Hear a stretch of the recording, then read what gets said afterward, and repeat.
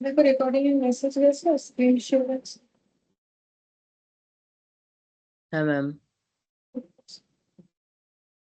देखो last class हम लोगों ने ब्रांच स्टार्ट किया था, ठीक है, जिसमें हम लोग डिपेंडेंट ब्रांच पढ़ना स्टार्ट किए थे। डिपेंडेंट ब्रांच का स्टॉक एंड डेटर मेथड ये किया था, और जो क्वेश्चन हम लोगों ने किया था वो इनवॉइस मेथड से किया था। तो मेन यहाँ पर जर्नल एंट्री होता है, वो समझ में आएगा तो ये हम लोग लेजर पोस्टिंग कर सकते हैं, ठीक है। तो हम लोग ये वाला क्वेश्चन किए थे, इलास्ट्रेशन 3A, ठीक है। अच्छा, अब इसके बाद हम लोग नेक्स्ट आज क्वेश्चन ही करेंगे, इसके बाद हम लोग करते हैं इलास्ट्रेशन 2 करते हैं, चलो।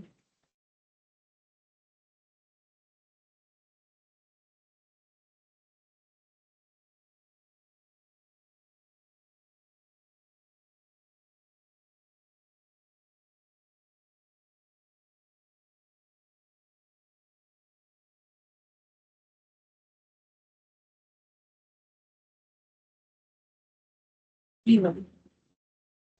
देखो इसमें क्या करने बोला ना, इसमें बोल रहा है कि देखो इसमें ना तीनों मेथड से करने के लिए बोला है, मतलब जो भी मेथड्स होता है वो हम लोग आगे पढ़ेंगे। देखो यहाँ पर बोला है ब्रांच अकाउंट बनाओ, तो जैसे ही बोला ब्रांच अकाउंट, ठीक है, तो ब्रांच अकाउंट जब बनेगा, बोल रहा है कि ब्रैकेट में दे दिया है डेटर मेथड। तो ये तो मैंने तुम लोग को नहीं सिखाया, ठीक है, ब्रांच अकाउंट कैसे बनेगा, सॉरी, ये वाला नहीं, इस पे फोकस करते हैं। ये तो डेटर मेथड है जो कि अभी सिखाया नहीं। देखो जैसे बोला है ब्रांच स्टॉक अकाउंट, तो ब्रांच स्टॉक अकाउंट कहाँ पर बनता है, स्टॉक एंड डेटर मेथड में।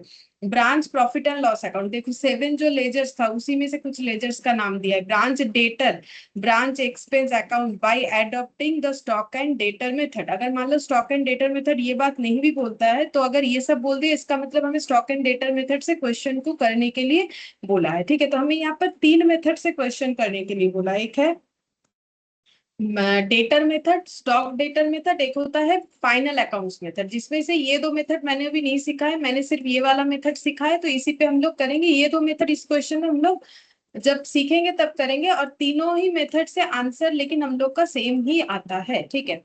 तो यहाँ पर हम लोग को ना बता दिया है कौन कौन सा लेजर बनाना है, तो हम लोग बस उतना ही लेजर बनाएंगे। बोला है कि ब्रांच स्टॉक, वैसे 7 लेजर्स होता है, जब बोलेगा नेसेसरी लेजर, यहाँ तो बोल दिया है स्पेसिफिकली ब्रांच स्टॉक बनाओ, ब्रांच पीएल बनाओ, ब्रांच डेटर बनाओ, ब्रांच एक्सपेंस बनाओ, और कुछ नहीं बोला है, ठीक है। तो हम लोग भी इतना सारा ही लेजर बनाएंगे। अच्छा है, अगर हमें स्पेसिफिकली बोल दिया इतना लेजर बनाना है तो हम लोग उतना ही लेजर बना लेंगे, ठीक है। अच्छा,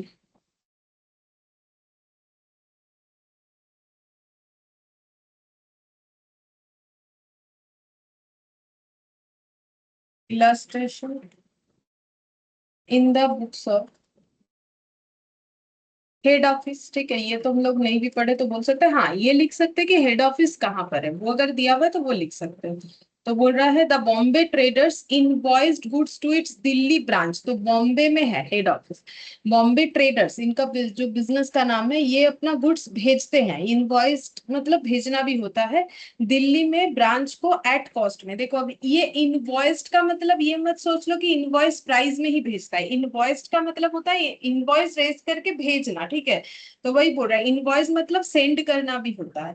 तो कैसे भेजता है, एट कॉस्ट, ठीक है, कॉस्ट प्राइस, मतलब किसी तरीके का हाइड नहीं करता है प्रॉफिट या लोडिंग लगा के, ठीक है। जब जब हेड ऑफिस एक्स्ट्रा कुछ अमाउंट एड ऑन करके ब्रांच को स्टॉक ट्रांसफर करता है, उस अमाउंट को हम लोग प्रॉफिट या लोडिंग बोल सकते हैं, बट यहाँ पर कॉस्ट में सेंड कर रहा है। Head office paid all the branch expenses, देखो हेड ऑफिस सारा का सारा ब्रांच एक्सपेंसेस पे करेगा। लास्ट क्लास में हम लोगों ने जो क्वेश्चन किया था वहां पर बोला था पार्टली हेड ऑफिस पे करेगा, पार्टली ब्रांच पे करेगा। ब्रांच का एक्सपेंसेस हेड ऑफिस और ब्रांच दोनों पार्टली पे करेगा। इसके हिसाब से हम लोग का एक्सपेंस अकाउंट में एक एंट्री भी हम लोगों ने पोस्ट किया था, ठीक है।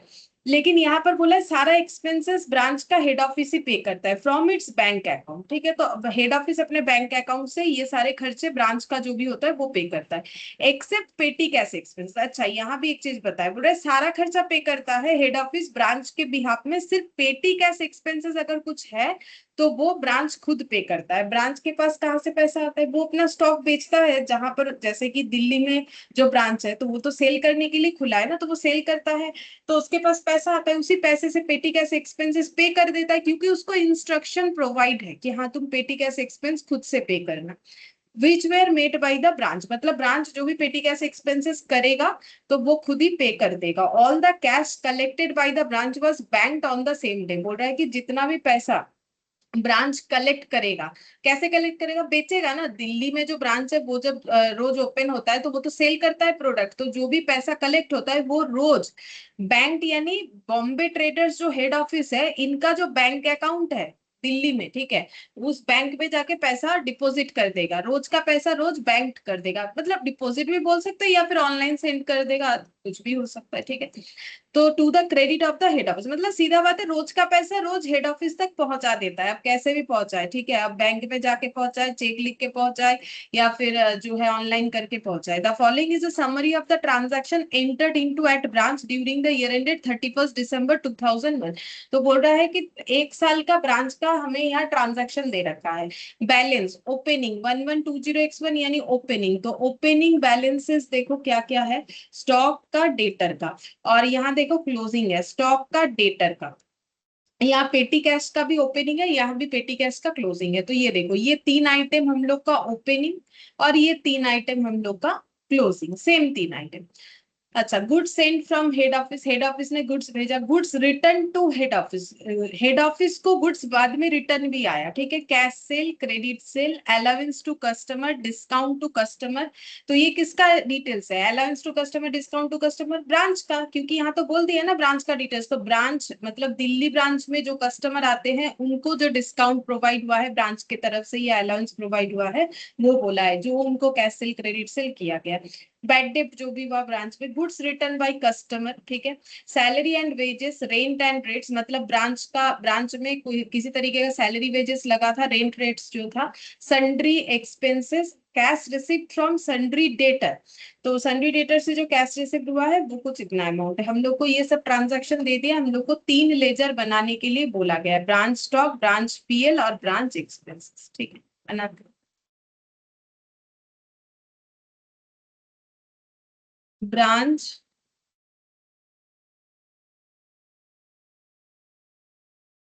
स्टॉक अकाउंट,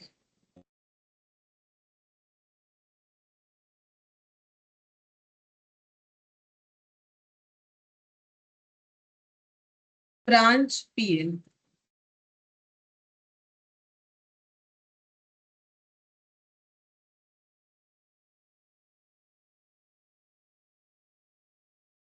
ब्रांच डेटर,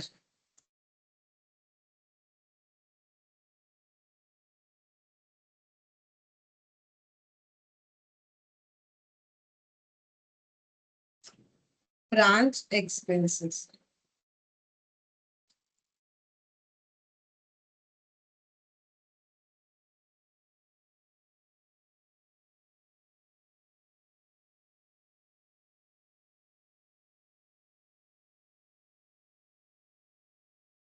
अच्छा, देखो अब कैसे लिखेंगे हम लोग।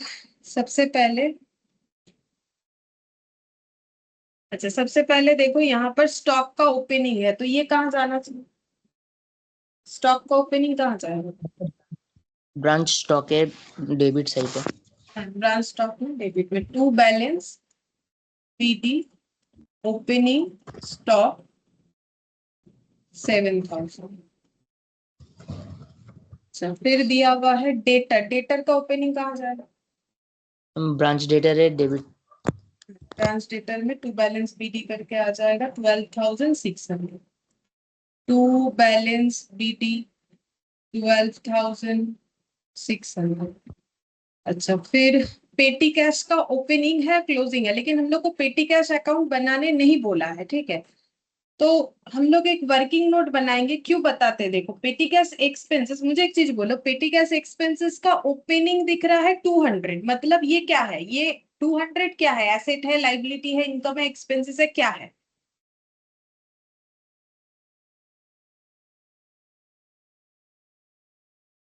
हम एटा मदर एसेट्स। हाँ, पेटी कैश का मतलब ये नहीं है कि खर्चा, पेटी कैश एक्सपेंसेस का मतलब होता है, देखो पेटी कैश का सिस्टम मैंने बताया है तुम लोगों को, फाउंडेशन में बताया हुआ है, ठीक है। इम्प्रेस्ड सिस्टम ऑफ पेटी कैश होता है ना, जहां पर जो सीनियर अकाउंटेंट है वो जूनियर अकाउंटेंट को एक फिक्स्ड अमाउंट एक फिक्स्ड पीरियड के लिए दे देता है, जैसे हर 15 दिन में 1,000 रुपए देना, ठीक है। तो उसको उस 1,000 रुपए के अंदर ही अपना सारा खर्चा पे कर देना है, जो बच जाएगा वो दिखा देना है कि भाई मेरे को 1,000 रुपए दिया गया था, 800 खर्चा हुआ, 200 बचा।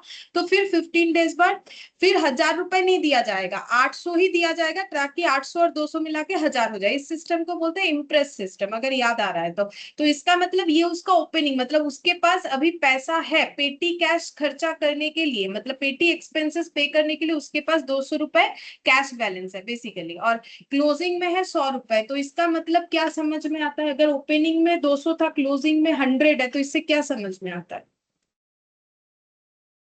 মানে 100 টাকা খরচ এক্সপেন্স হয়েছে।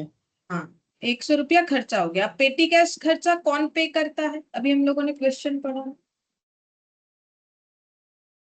ये तो सब ब्रांच का ही खर्चा है ना, तो ब्रांच का पेटी कैश खर्चा कौन पे करता है, यहाँ पर स्पेसिफिकली बताया था। मैम ब्रांच করে हाँ, मतलब तो बॉम्बे। फिर उसमें, हाँ तो फिर एंट्री क्या होगा? ये तो ओपनिंग और क्लोजिंग कैश बैलेंस हो गया, तो मेरे पास 200 रुपए था, अब बस 100 रुपए बचा, इसका मतलब मैंने 100 रुपए खर्चा कर दिया, ये तो समझ में आ गया। तो उस खर्चे को क्या लिखेंगे? यहाँ पर बाई है तो बाई तो लिखेंगे, एंट्री क्या लिखेंगे?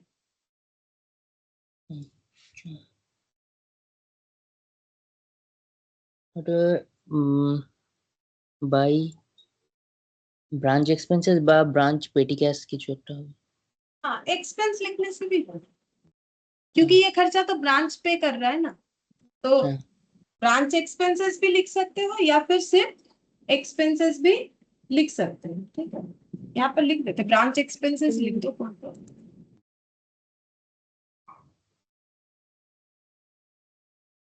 ब्रांच एक्सपेंसेस,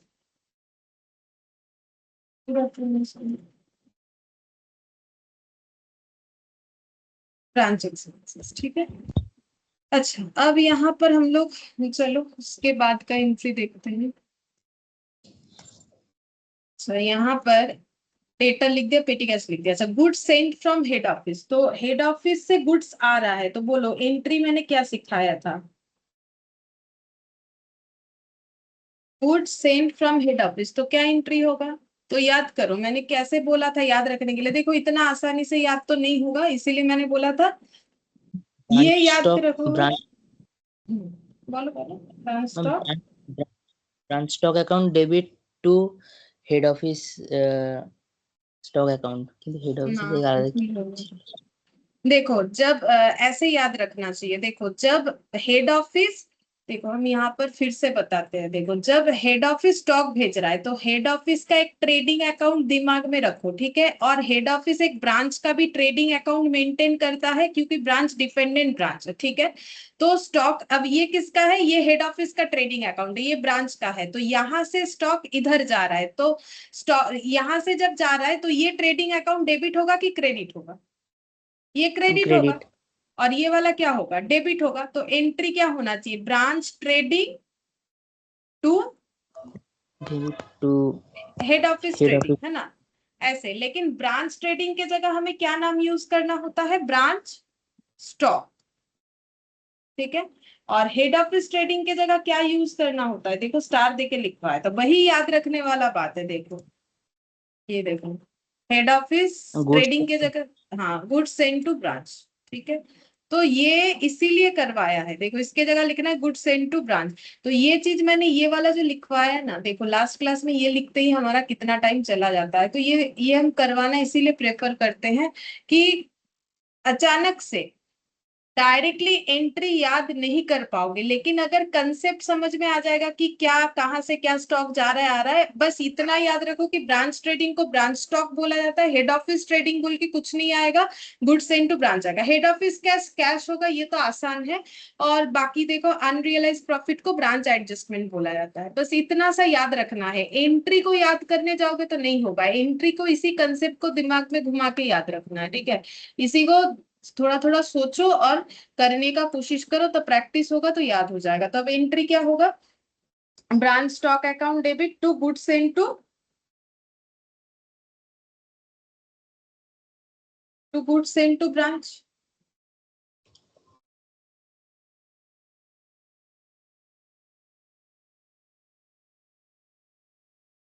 कितना हो जाएगा 26,000। अब रिटर्न का एंट्री, अब देखो सेंट का एंट्री पता हो गया तो रिटर्न तो उसका ऑपोजिट होता है, तो रिटर्न का एंट्री क्या होगा? Branch stock to good sent to branch receipt का एंट्री, इसके बाद रिटर्न था, रिटर्न का क्या हो जाएगा? Just opposite. ওটা गुड्स, বাই টেবল লিখতে হবে, हाँ by by goods send goods, to branch. हाँ by goods sent to branch. और देखो क्रॉस पोस्टिंग अभी नहीं करना पड़ रहा है क्योंकि हम लोग को goods sent to branch account open करने बोला भी नहीं है, इसीलिए रिटर्न। तो ये रिटर्न हो जाएगा हम लोग का 1,000, ठीक है। अच्छा, फिर इसके बाद दो पॉइंट है, कैश सेल और क्रेडिट सेल। कौन किया है? ब्रांच किया है। तो बोलो हेड ऑफिस क्या एंट्री करेगा? तो सोचो, पहले सोचो सेल का एंट्री सोचो। कैश सेल का होता है cash to sale, credit sale का होता है डेटर टू सेल। पहले नॉर्मल एंट्री सोचोगे तो ये कर पाओगे। तो ये होता है कैश टू सेल, ये होता है डेटर टू सेल। बट हम लोग को पता है यहाँ पर डायरेक्ट इस तरीके से नहीं होगा, हम लोग को कुछ अलग सोचना पड़ता है, ठीक है। तो देखो सेल अकाउंट तो हम लोग इसमें करते नहीं है, हम लोग का पूरा एकदम ओवरऑल से ट्रांजैक्शन होता है। तो सेल इंपैक्ट कहाँ पर होता है? ट्रेडिंग में। तो ब्रांच के ट्रेडिंग में होना चाहिए, तो ब्रांच ट्रेडिंग तो लिखते नहीं है ना, ये सेल को कहाँ दिखाएंगे? बाई सेल बोल के ट्रेडिंग में, ब्रांच ट्रेडिंग में। बट ब्रांच ट्रेडिंग बोल के कुछ नहीं होता है, उसके जगह क्या होता है? পিএল। Branch stock. ट्रेडिंग का तो स्टॉक, पीएल तो आला था।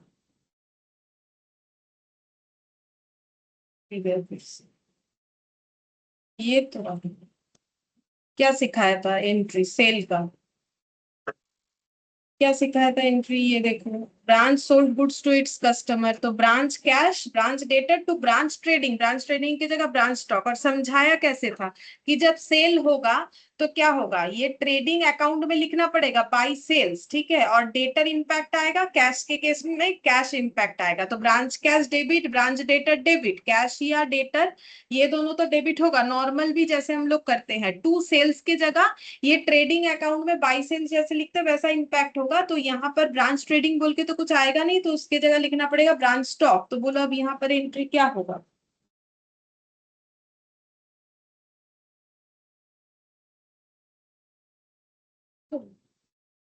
एटलीस्ट कॉपी देख के बताओ। ब्रांच ওইটা তো कैश होगा। হ্যাঁ ম্যাম, বাই ক্যাশ বলছিলাম। বাই। बाई ब्रांच कैश लिखते हुए, बाई ब्रांच कैश और by branch debtor credit sale, ठीक है। तो बाई ब्रांच कैश कितना हो जाएगा? 17,500। अच्छा, ब्रांच कैश हमें बनाने के लिए बोला है? नहीं बोला है, ठीक है। ब्रांच डेटर हमें बनाने के लिए बोला है, ठीक है। अब डेटर का देखो यहाँ पर है 28,400, लेकिन डेटर का ना एक रिटर्न भी था, ये देखो goods return by customer, customer ने गुड्स रिटर्न किया है। तो फिर हम लोग का क्रेडिट सेल नेट कितना हो जाएगा? 28,400 -500। 500, 28,400 -500 रिटर्न कितना हो जाएगा? 27,900।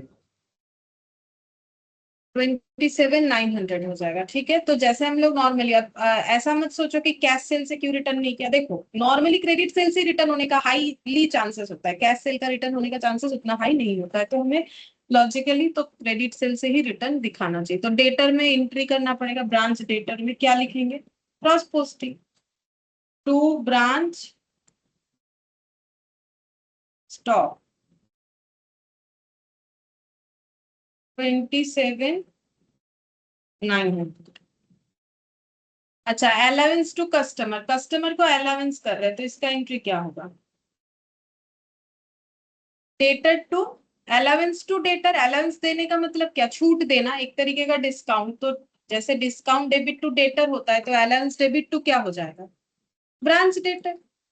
तो ब्रांच डेटर में क्या लिखेंगे? बाई अलाउंस 200, ठीक है।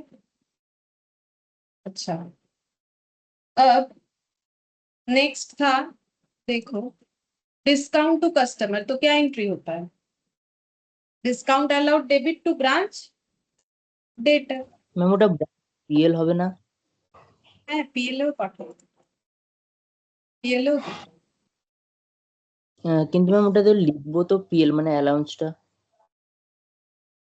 ওটাও করা যায়, এটাও করা যাবে, তার আমি দুটোই দেখিয়ে দিচ্ছি। একবার এরকম করে লেখো, দু রকম ভাবেই হবে, আমি বুঝিয়ে দেবো। একবার लिखे रहे तो। अच्छा अब देखो बैड डेप्ट, तो बैड डेप्ट को क्या लिखोगे? बाई बैड डेप्ट 600। हाँ, लास्ट क्लास में हम लोगों ने जरूर ऐसे सीखा था कि बैड डेप्ट लिखने का तो जगह नहीं है, तो हमें क्या लिखना चाहिए? PL to branch debtor, PL to branch debtor, मतलब ये भी बाई पीएल होगा, ये भी बाई पीएल होगा, उस तरीके से भी होगा, इस तरीके से भी होगा, इसीलिए हम इसको ऐसे करके समझा रहे, दोनों तरीके से। देखो एक बार लिखो, समझ में आएगा। Goods return by customer, customer ने गुड्स रिटर्न कर दिया, तो बाई रिटर्न 500, यहीं पर डेटर अकाउंट, बाई रिटर्न 500, ठीक है। अच्छा फिर सैलरी एंड वेजेस 6200, बोलो ये कहाँ जाएगा? ब्रांच एक्सपेंसेस में। Branch expenses account debit to salaries and wages 6200। Rent and rates 1200।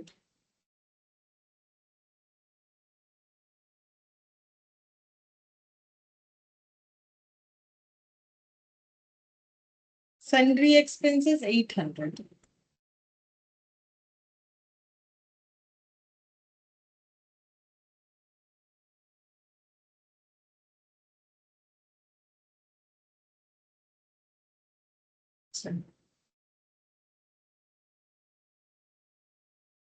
Sundry expenses लिख दिया। अच्छा cash receipt from sundry debtor, तो क्या लिखेंगे? बाई ब्रांच कैश 28500, यहाँ पे।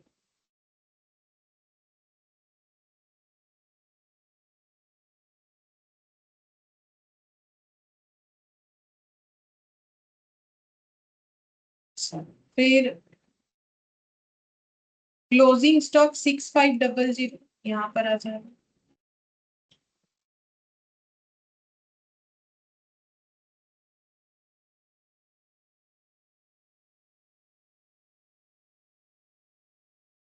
Closing debtor 9800।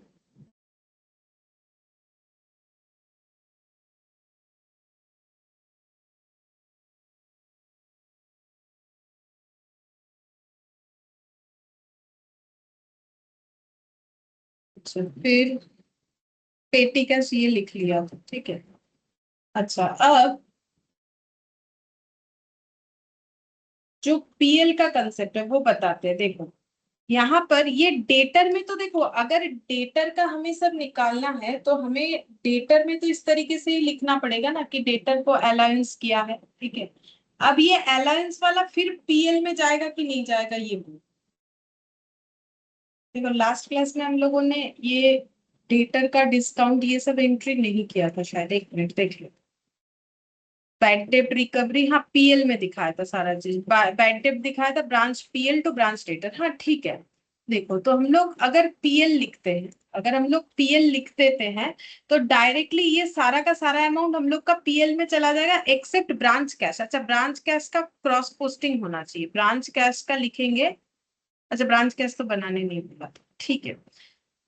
अच्छा एक बार जैसे मैंने करवाया वैसे कर लेते हैं, फिर उसके बाद जो लास्ट क्लास बताया था वो भी बताते हैं, ठीक है। तो सबसे पहले हमें क्या क्लोज करना होता है? हम लोग को सबसे पहले क्लोज करना चाहिए डेटर, तो डेटर को क्लोज कर, डेटर डेटर को क्लोज करते हैं, देखते हैं कितना आता है टोटल।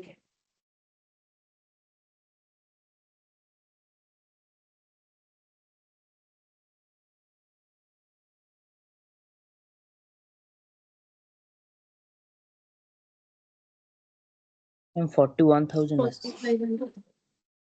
41,000, ठीक है। 41,000 और ये सब माइनस। मैम वो ब्रांच स्टॉक 27,900 हो गया, तो रिटर्न माइनस Branch- करके 27,900 हो गया। हाँ हाँ, रिटर्न माइनस कर। मैम 500 আসছে ব্যালেন্স। अच्छा वो सेल में ग्रॉस दिखाना पड़ेगा, ठीक है। तो देखो हम लोग जब क्रेडिट सेल कर रहे हैं तो टू ब्रांच स्टॉक हो रहा है, तो यहाँ पर रिटर्न तो ऑलरेडी लिखा है ना, ये देखो, है ना। तो अगर मैंने बाई साइड रिटर्न दिखाया है तो इधर फिर 27,900 दिखाने से नहीं होगा, कितना दिखाना पड़ेगा? 28,400। 28,400। बोलो समझ में आया ये वाला बात? क्योंकि इधर रिटर्न दिखा रखा है तो फिर 27,900 नहीं दिखा के कितना दिखाना चाहिए? 28,400। और अगर हम इधर 27,900 दिखाएंगे तो फिर इधर रिटर्न नहीं लिखना चाहिए, कोई भी एक ट्रीटमेंट करना पड़ेगा। बोलो ये समझ में आया?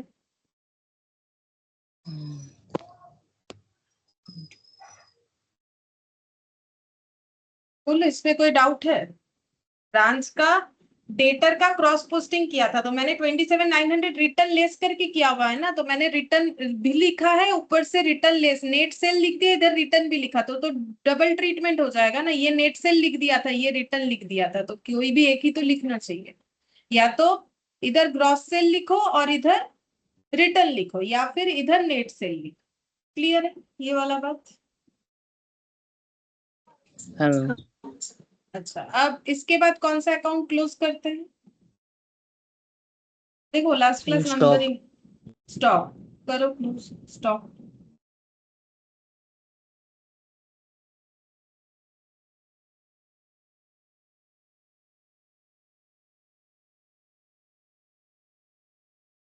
$50 to $900।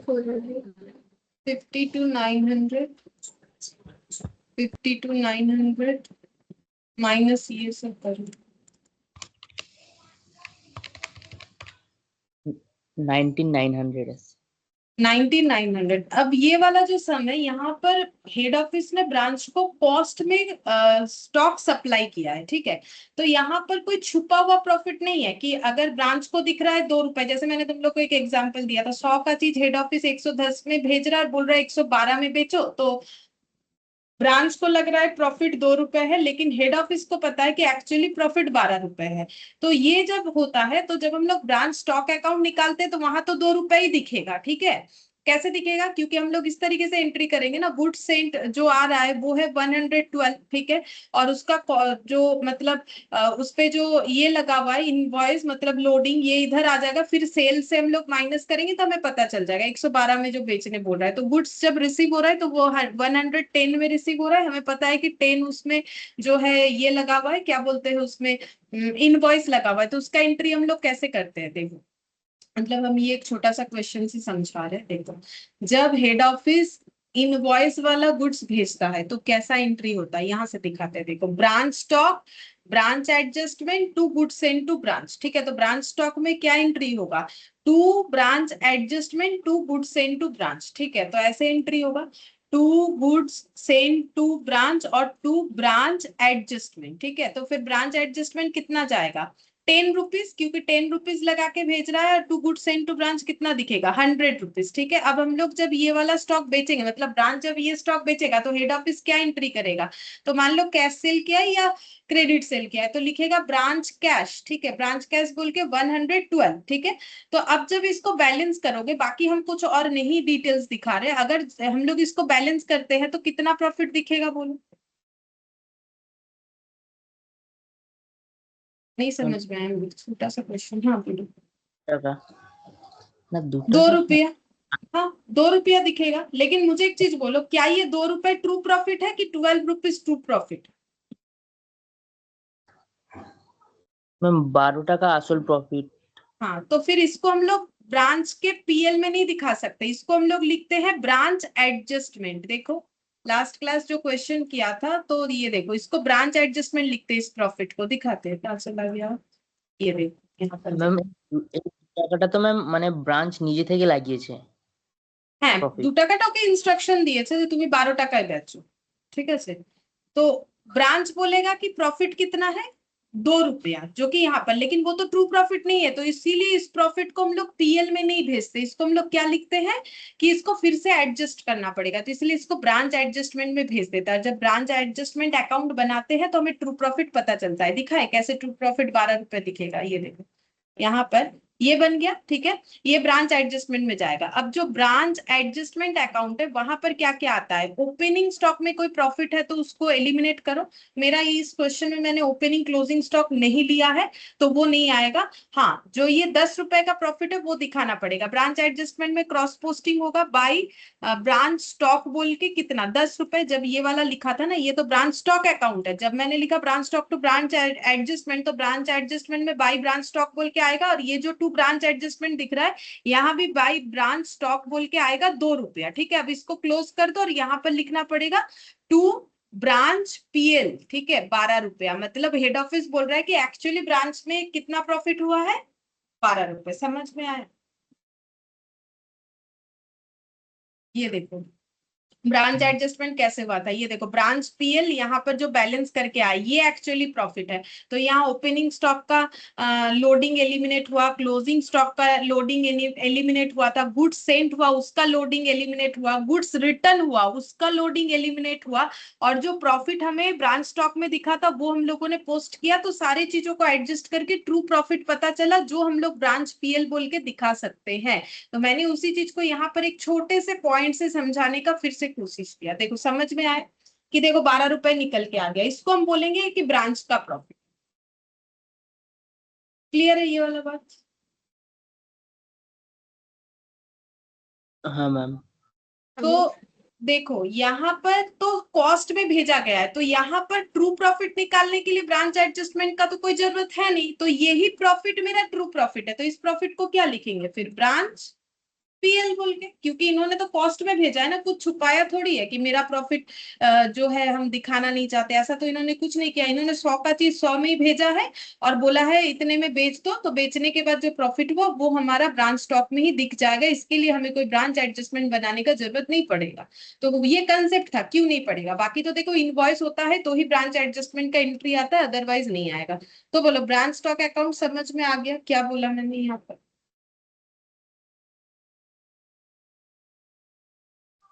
हाँ मैम। अब ये ब्रांच पीएल में इसका क्रॉस पोस्टिंग करो। ब्रांच पीएल में क्या लिखोगे, बाई ब्रांच स्टॉक। मतलब बेसिकली ये जीपी है, स्टॉक बेच के आए ना तो इसको जीपी बोल सकते हो। तो जीपी जैसे हम लोग पीएल में ब्रॉट डाउन करते हैं वैसे ही यहाँ पर करते हैं। 19,900, ठीक है। अच्छा, अब यहां से हमें नेट प्रॉफिट निकालना है। अच्छा, डेटर हम लोग का बन गया। चलो अब हम लोग ब्रांच एक्सपेंसेस देखते हैं। तो ब्रांच एक्सपेंसेस और ये पीएल को क्लोज करना है। अच्छा, ब्रांच एक्सपेंसेस में और क्या आना चाहिए, पेटी कैश एक्सपेंसेस आएगा ये वाला, टू पेटी कैश 100,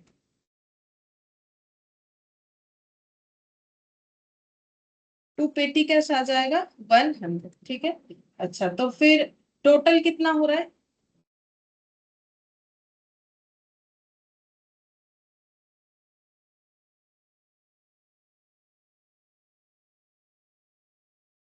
मैम 8,300। 8,300, ठीक है। तो इसको हम लोग क्या लिख सकते हैं, इसको कहाँ क्लोज करेंगे, खर्चे को पीएल में। ये तो कितना लिखेंगे, 8,300। तो यहाँ पर लिखेंगे टू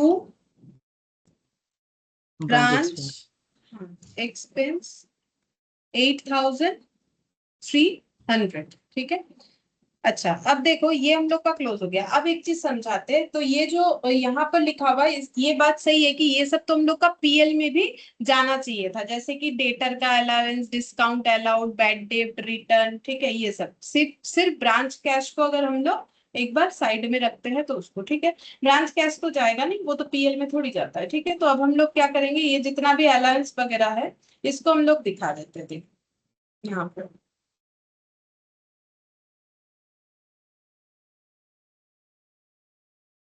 पीएल में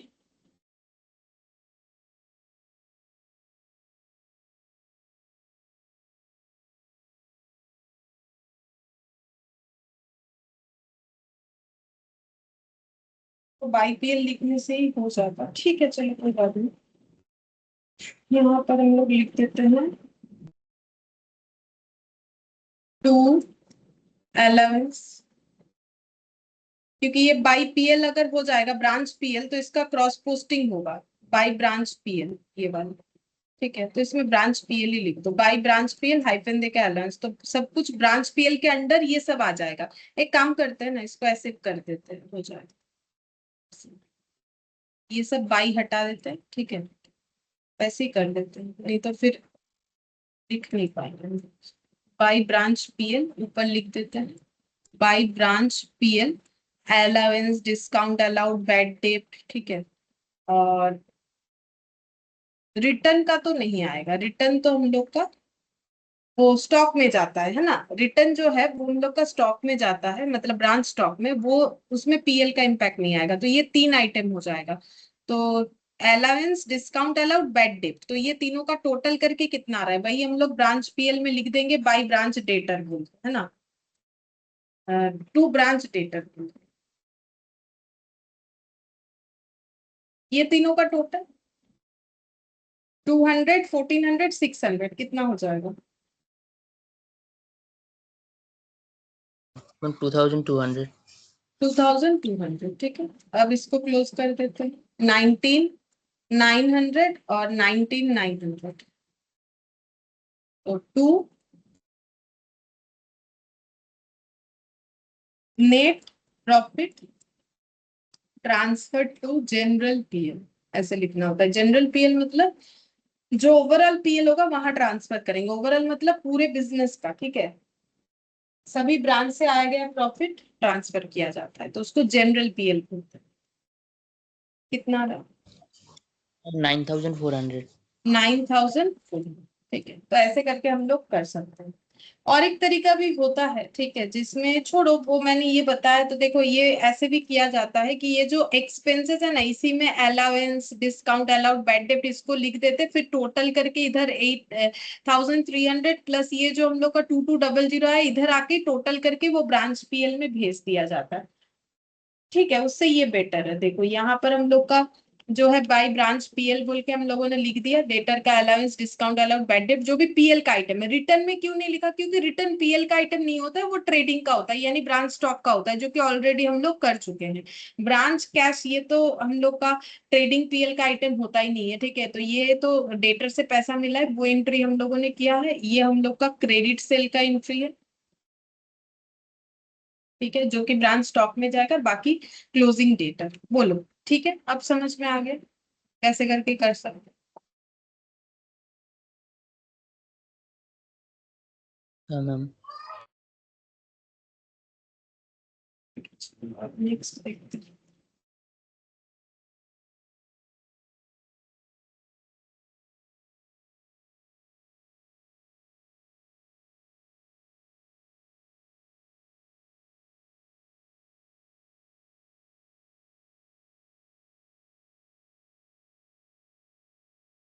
ये वाला क्वेश्चन, इसमें बोला है ब्रांच अकाउंट बनाने के लिए in the books of head office by stock and debtor method. तो स्टॉक एंड डेटर मेथड में लेकिन ब्रांच अकाउंट नहीं होता है, कौन सा अकाउंट होता है? Branch stock account.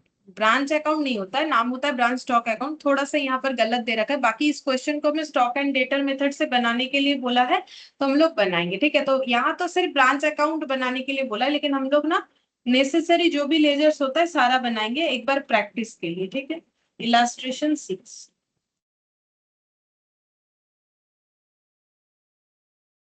In the books of Hindustan Industries Mumbai has a branch in Cochin, ठीक है। तो in the books of Hindustan Industries Mumbai,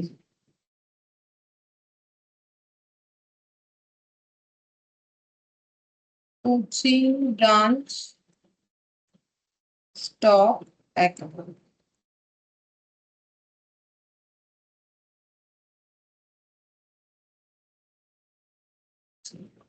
देखो बोल रहा है कि which Cochin to which office goods are invoiced कैसे भेजा जाता है? एट कॉस्ट प्लस 25%, मतलब 100 रुपीज का चीज कितने में भेजा जाएगा?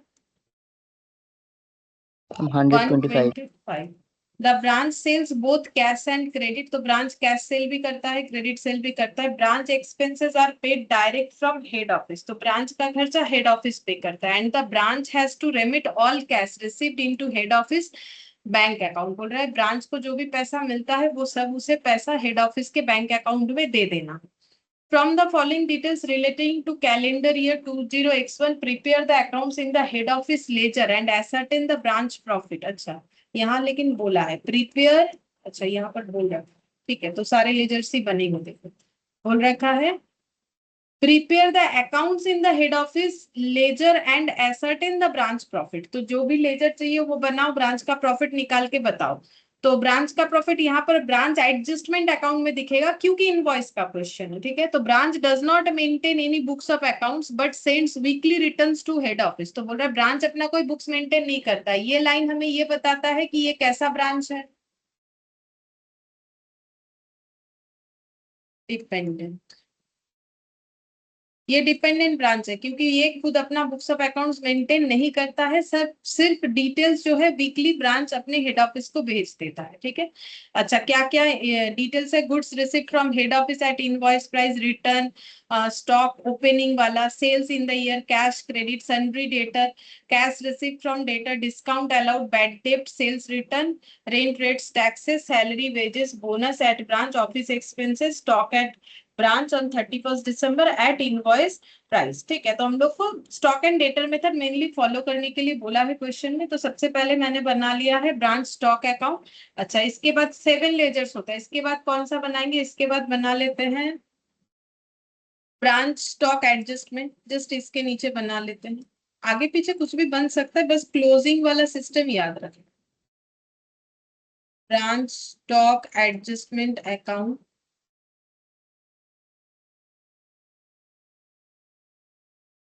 फिर branch good send to branch भी लिख देते हैं क्योंकि ये सब सेम सेम एंट्री होगा ये तीनों में, ठीक है। गुड सेंड टू ब्रांच, ये सबसे छोटा होगा। Branch debtor, branch P L, branch expenses, branch debtor,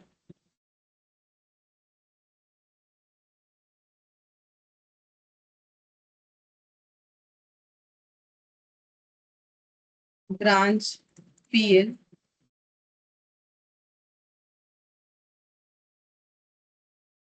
branch cash,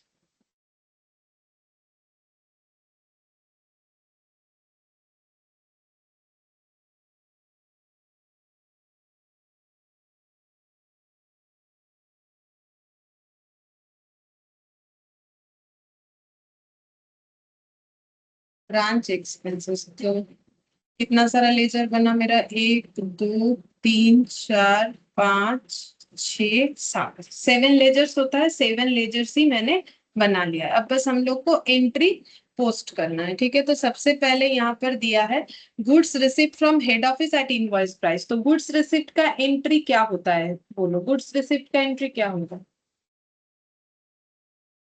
अच्छा, ओपनिंग स्टॉक है वो लिख लेते हैं 60,000, तो यहाँ पर टू बैलेंस बीडी या टू ओपनिंग स्टॉक कुछ भी लिख सकते हैं। 60,000 ये वाला मेरा इनवॉइस प्राइस में ही होना चाहिए। देखो जब कुछ बोला नहीं है तो फिर इनवॉइस प्राइस ही होगा क्योंकि कोचिन ब्रांच में जो भी स्टॉक रहता है उसमें तो प्रॉफिट या लोडिंग लगा हुआ ही रहता है। तो ये 60,000 जो है इनका ओपनिंग स्टॉक है और इसमें जरूर से जो है प्रॉफिट लगा हुआ होगा जिसको हमें एलिमिनेट करना पड़ता है ब्रांच एडजस्टमेंट अकाउंट में, ठीक है। तो ठीक है, वो कर लेंगे ब्रांच एडजस्टमेंट अकाउंट में उसका जो है प्रॉफिट का एलिमिनेशन। तो चलो कर लेते हैं। यहाँ पर ओपनिंग स्टॉक का प्रॉफिट एलिमिनेट करेंगे तो क्या लिखेंगे, बाई बैलेंस बीडी या by opening stock, opening stock, stock reserve, ठीक है, इसको रिजर्व बोलते हैं, लोडिंग बोलते हैं। तो ये 60,000 में जितना प्रॉफिट लगा उसको एलिमिनेट करना पड़ेगा, क्यों, ताकि मुझे ट्रू प्रॉफिट पता चले। तो 60,000 कितने के इक्विवेलेंट है, 125, तो मुझे 25 का वैल्यू निकालना है तो प्रॉफिट पता चलेगा। बोलो कितना होता है, 12,000। 12,000, ठीक है, ये लिख लिया हमने। अच्छा, अब नेक्स्ट देखो, बोल रहा है कि goods receive from head office, तो इसका एंट्री क्या होता है? हेड ऑफिस से गुड्स रिसीव हुआ है तो एंट्री क्या होगा? इनवॉइस वाले केस में देखो, ब्रांच के पास स्टॉक आएगा तो ब्रांच स्टॉक अकाउंट डेबिट, भेज कौन रहा है? हेड ऑफिस, तो क्या Sent होगा? to branch. To goods send to branch, और क्योंकि इनवॉइस है तो यहाँ पर अनरियलाइज प्रॉफिट को क्या करना पड़ेगा? क्रेडिट। तो अनरियलाइज प्रॉफिट को क्या नाम से जाना जाता है? Branch adjustment. Adjustment. ये हैबिट करना पड़ेगा, ठीक है। तो यहाँ पर 6 लाख, 6 लाख कितने का इक्विवेलेंट है? 125 का। तो 25 इक्वल टू कितना होगा भाई? हम लोग का यहाँ पर आंसर आ जाएगा। तो 6 लाख डिवाइडेड बाय 125 इंटू 25 करेंगे तो ब्रांच एडजस्टमेंट का वैल्यू पता चलेगा। और 6 लाख डिवाइडेड बाय 125 इंटू 100 करोगे तो कॉस्ट पता चलेगा। कितना आ रहा है? 180, 120. 4 लाख 80 और 1 लाख 20। अब ये 1 लाख 20 का क्रॉस पोस्टिंग करेंगे बाई ब्रांच स्टॉक बोल के।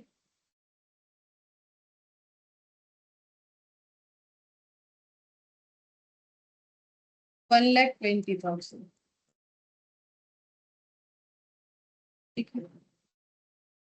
अच्छा, फिर यहाँ पर बोला है कि ओपनिंग स्टॉक मैंने लिख दिया, return to head office at invoice price, return भी इनवॉइस प्राइस पे। तो रिटर्न होने से क्या होगा? Reverse entry. तो क्या हो जाएगा? By goods send to branch, goods send to branch, और अनरियलाइज प्रॉफिट इस बार रिवर्स होगा तो तब क्रेडिट था, अब क्या हो जाएगा? डेबिट हो जाएगा, ठीक है। तो फिर बाई ब्रांच एडजस्टमेंट।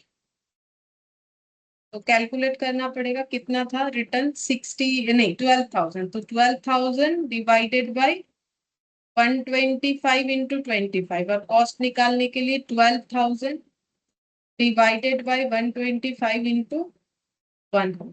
देखो कितना।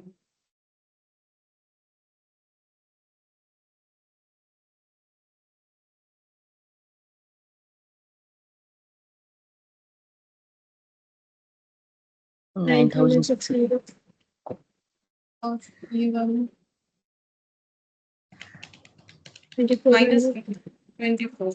अब इसका क्रॉस पोस्टिंग ब्रांच एडजस्टमेंट में लिखेंगे, टू ब्रांच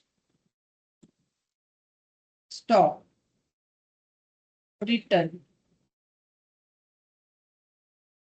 2400। बोलो यहाँ तक क्लियर है? देखो एंट्री पोस्ट कर दिया है और कुछ नहीं।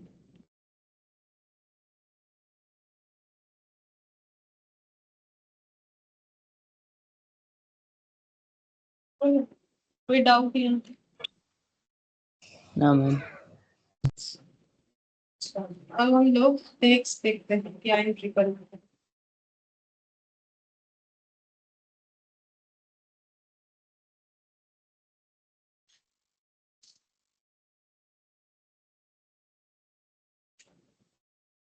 अब कैश सेल और क्रेडिट सेल, बोलो इसका क्या एंट्री होता है? कैश सेल का मैंने अभी सिखाया ना कैसे याद करना है। मैंने बोला है आसानी से नहीं होगा बट सिखा रहे हैं। Cash to sales, debtor to sale. Cash की जगह ब्रांच कैश, डेटर की जगह ब्रांच डेटर, सेल की जगह क्या इम्पैक्ट होगा? ट्रेडिंग। ब्रांच ट्रेडिंग को क्या बोलते हैं? Branch stock. तो ब्रांच स्टॉक में क्या लिखोगे? इस तरीके से करना पड़ेगा। By branch cash. दोनों ही होगा, बाई ब्रांच कैश और बाई ब्रांच डेटर। क्योंकि ट्रेडिंग में तो सभी आता है, कैश सेल क्रेडिट सेल।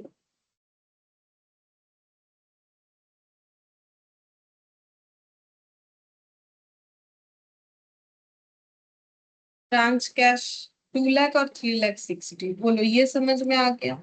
इसका क्रॉस पोस्टिंग करेंगे,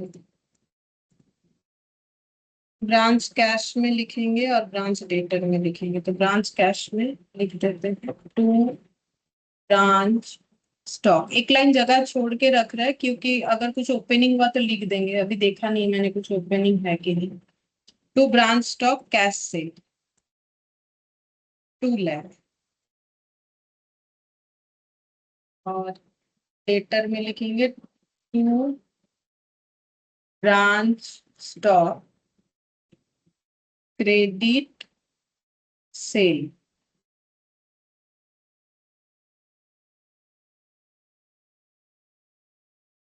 3,60,000, ठीक है।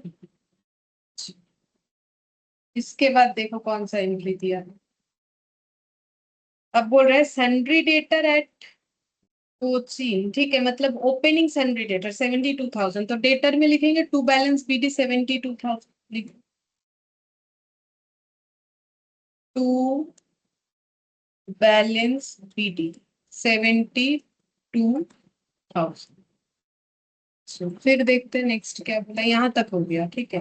कैश रिसिप्ट फ्रॉम डेटर, तो बोलो इसका क्या एंट्री होता है। Cash receipt from debtor, normal सोचो, कैश टू डेटर, कैश की जगह branch cash to branch debtor, तो ब्रांच डेटर में क्या लिखोगे, by branch cash.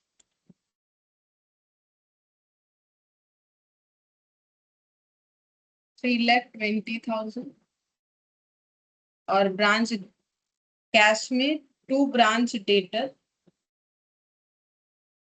To branch debtor 3,20,000, 3,20,000, ठीक है। डिस्काउंट अलाउड टू डेटर, तो बोलो क्या लिखोगे। डेटर अकाउंट में बाई ब्रांच क्या लिखोगे, बाई ब्रांच पीएल, ठीक है।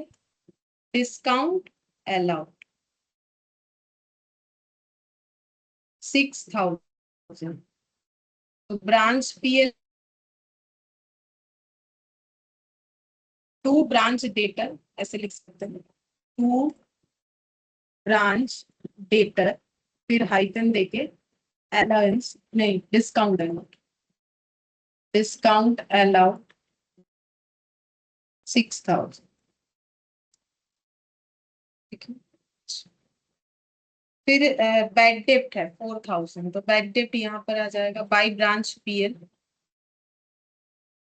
बैड डेप्ट 4,000, ब्रांच पीएल में लिखेंगे टू ब्रांच डेटर, या फिर सब ऐड करके भी लिख सकते हो, एक ही बात है, बैड डेप्ट 4,000। फिर sales return at coaching branch, sales return हुआ है तो डेटर में लिखना पड़ेगा पहले, तो यहाँ पर क्या लिखेंगे। रिटर्न होने से क्या इम्पैक्ट होता है, ट्रेडिंग, ब्रांच ट्रेडिंग इम्पैक्ट होगा, क्योंकि ब्रांच में रिटर्न हुआ है। ब्रांच ट्रेडिंग को हम लोग क्या बोलते हैं, ब्रांच स्टॉक, तो इसका एंट्री ब्रांच स्टॉक में जाएगा। सेल्स रिटर्न कितना है, 8,000, ठीक है, तो ब्रांच स्टॉक में लिखना पड़ेगा। तो ब्रांच स्टॉक में क्या लिखोगे, टू ब्रांच डेटा रिटर्न। अब देखो दो चीज हो सकता है, जैसे कि लास्ट वाले क्वेश्चन में हम लोगों ने क्या किया था, कहाँ से माइनस किया था, बोलो कहाँ से माइनस होना चाहिए, क्रेडिट सेल से। अगर रिटर्न है तो कहाँ से माइनस होना चाहिए, क्रेडिट सेल से। तो अगर चाहो तो 3,60,000 से 8,000 माइनस करके इधर नेट लिख सकते हो, बात एक ही है, इधर लिखने से माइनस का ही इम्पैक्ट आएगा। और वही वैल्यू को अगर इधर रिटर्न लिख रहे हो तो इधर क्रेडिट सेल में 3,60,000 के जगह फिर मतलब 3,60,000 और इधर रिटर्न लिख रहा है, जैसे वैसा लिख सकते हैं, या फिर हम लोग नेट करके लिख सकते हैं, दोनों में से कोई एक, बोलो समझ में आए। या तो इधर माइनस देखो, ये वाला भी दिखा दिया मैंने, इधर माइनस करके भी लिख सकते हो, ठीक है, कोई प्रॉब्लम नहीं, या फिर इधर भी लिख सकते हो, बोलो ये बात क्लियर है। ये तो सोचोगे उधर ऐसा इधर ऐसा क्यों, एक ही तो बात है। बोलो बुझा कैसे, रिटर्न पर। हाँ मैम।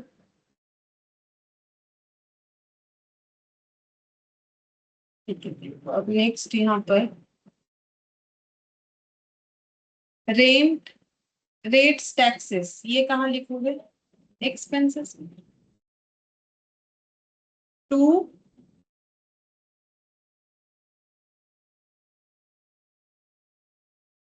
यहाँ पर ब्रांच एक्सपेंसेस में। अच्छा, रेंट रेट्स एंड टैक्सेस, ये पे कौन करता है, ब्रांच का, क्या बोला था यहाँ पर, branch sales both cash, branch expenses are paid direct from head office. अच्छा, हेड ऑफिस पे करता है, तो हेड ऑफिस अगर ब्रांच का एक्सपेंसेस पे करेगा तो वो क्या एंट्री करेगा, यहाँ पर ब्रांच खुद नहीं पे करता है, हेड ऑफिस, बोलो क्या एंट्री होगी। branch PL, no, branch expenses to head office cash. Head office cash की जगह क्या लिखना होता है? हेड ऑफिस कैश नहीं लिखना होता है ना, हमने को क्या लिखना होता है?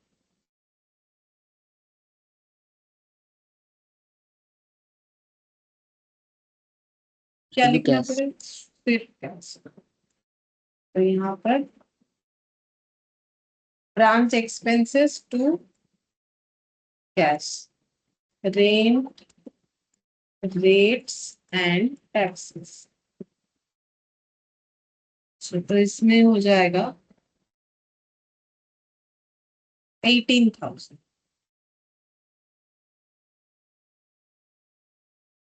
अच्छा, फिर salary, wages, bonus at branch, तो फिर से वही to cash, salaries, wages and bonus 60,000। अच्छा, ऑफिस एक्सपेंसेस 6,000।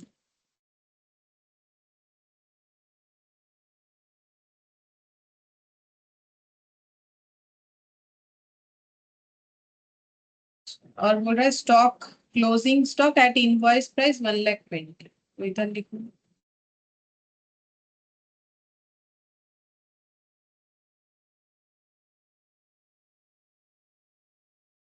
अब ये इनवॉइस प्राइस पे है तो इसका लोडिंग एलिमिनेट होगा ब्रांच स्टॉक एडजस्टमेंट में। तो क्लोजिंग ऑपोजिट में होता है, जिधर क्लोजिंग लिखते हैं उसके ऑपोजिट में टू क्लोजिंग स्टॉक रिजर्व को एलिमिनेट करेंगे। 1,20,000 कितने का वैल्यू है? 125 का वैल्यू है, तो 25 का वैल्यू कितना हो जाएगा? बोलो कितना?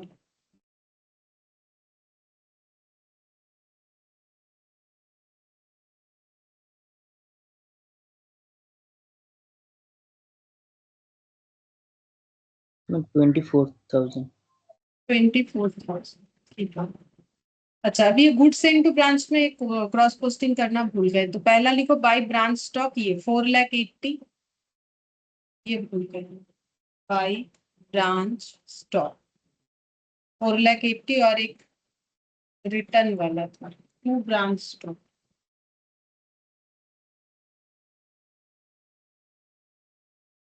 9,600, ये रिटर्न वाला 9,600। ठीक है, तो जो भी लिखना है हम लोगों ने मैक्सिमम जो है लिख लिया है। चलो अब एक एक करके क्लोज करते हैं। सबसे पहले क्लोज होता है ब्रांच डेटर ना, तो ब्रांच डेटर को क्लोज कर,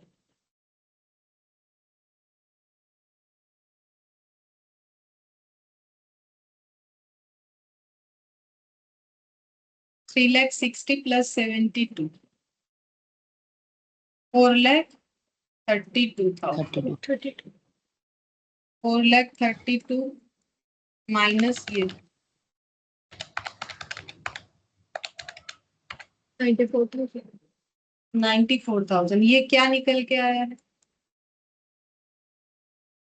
closing data, क्लोजिंग डेटर। ठीक है, बाई बैलेंस सीटी बैलेंसिंग फिगर, ये क्लोजिंग डेटर। डेटर मैंने इतना क्रेडिट सेल प्रीवियसली किया था, इस बार इतना किया, तो टोटल मार्केट में रिसीवेबल इतना, जिसमें से इतना रिसीव कर चुके हैं, इतना डिस्काउंट दिए है, नहीं मिलेगा, इतना बैड डेप्ट हुआ है, इतना सेल्स रिटर्न हो गया, तो बाकी जो रिसीवेबल है वो हम लोग का इतना वैल्यू हो जाएगा। अच्छा, अब ये डेटर क्लोज हो गया। डेटर के बाद कौन सा क्लोज करना होता है? स्टॉक। पर स्टॉक Stock. स्टॉक क्लोज करने से आएगा ब्रांच एडजस्टमेंट बैलेंस में। देखो देखो,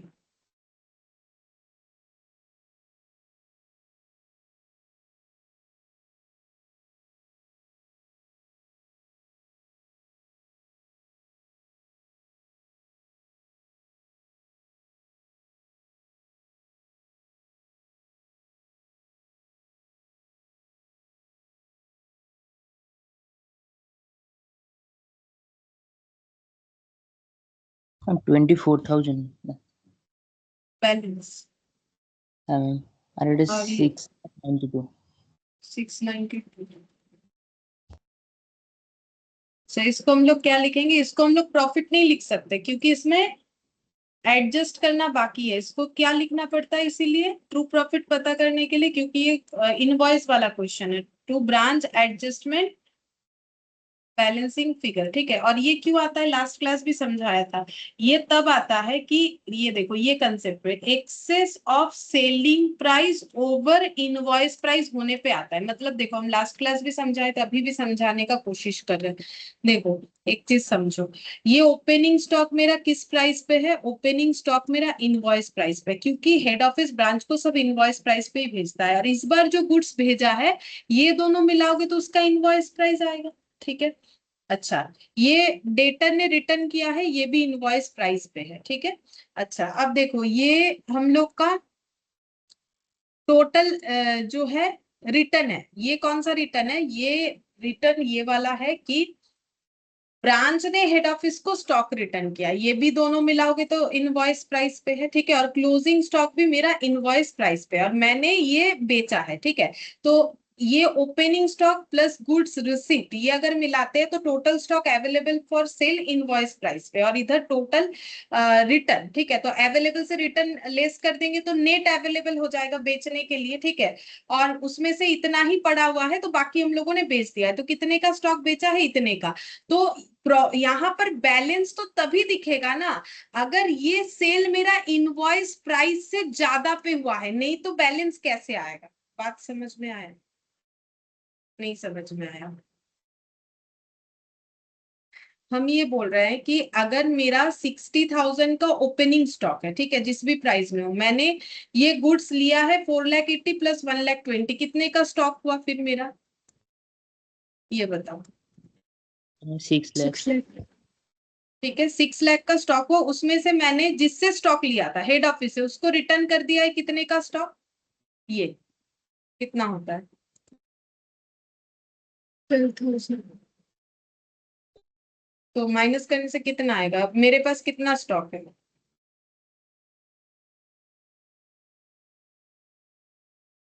5 लाख। 5,88,000. 5,88,000 का स्टॉक है, ठीक है।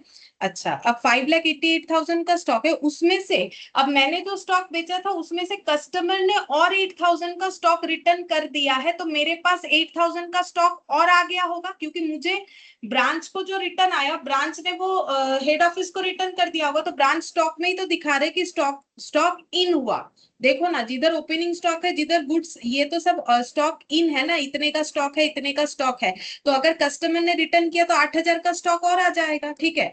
तो अब यहाँ पर 8,000 और ऐड करो, कितना का स्टॉक हो गया टोटल, 5,96,000।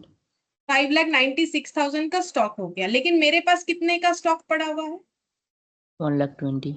तो फिर कितना सेल हुआ है, अच्छा 3 भी 5,60,000। 5,60,000। मुझे बोलो ये जो भी मैंने प्राइस ऐड लेस किया, ये सारा प्राइस कौन से प्राइस में है, कॉस्ट में कि इनवॉइस में, जो भी मैंने अभी तक ये रेड कलर से किया,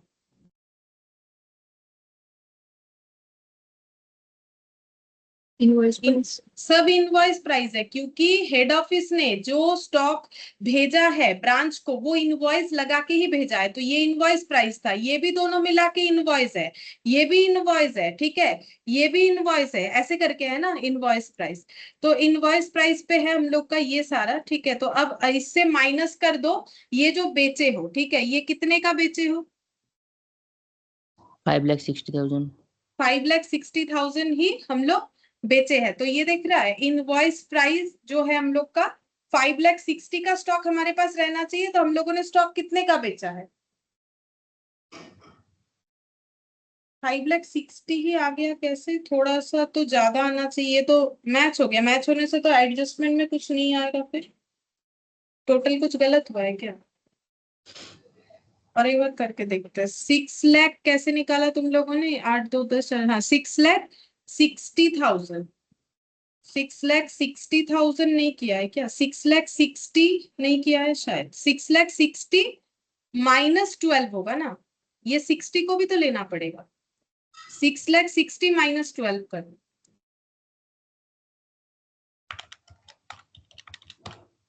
6,48,000। हाँ तो ये क्या है बोलो, पहले ये बोलो ये क्या है, ये 6 लाख से अगर 6,60,000 और इससे 12,000 लेस कर दिया, इसका मतलब ये पता चला कि कितना स्टॉक मेरे पास है बेचने के लिए, ठीक है। ऊपर से यहाँ पर मेरा क्लोजिंग स्टॉक अभी दिख रहा है कितना, अच्छा 8,000 का और स्टॉक मेरे पास आ गया, कस्टमर ने रिटर्न कर दिया, तो बोलो ऐड करने से कितना आएगा? 6,56,000। 6,56,000, ठीक है। लेकिन मेरे पास कितने का स्टॉक पड़ा हुआ है? 1,20,000। ये भी इनवॉइस प्राइस में क्वेश्चन बोल रखा है, सब इनवॉइस अभी जो भी लिखा है, तो कितना आ रहा है?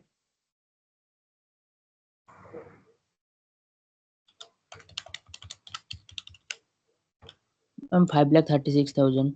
5,36,000 का इसका मतलब सेल हुआ है, जो कि इनवॉइस प्राइस दिख रहा है। ये जो बचा हुआ वैल्यू प्राइस ही तो दिखेगा, ये इनवॉइस प्राइस, ये इनवॉइस प्राइस, इसका टोटल इनवॉइस, ये इनवॉइस क्लोजिंग स्टॉक इनवॉइस, तो बैलेंस भी किस में आया होगा? इनवॉइस प्राइस में। तो 5,36,000 का सेल हुआ है इनवॉइस प्राइस पे, लेकिन हम लोग का सेल कितना दिख रहा है? 5,60,000। तो फिर कितना एक्स्ट्रा में हम लोगों ने बेचा? इनवॉइस प्राइस से कितने एक्सेस में बेचा? 24।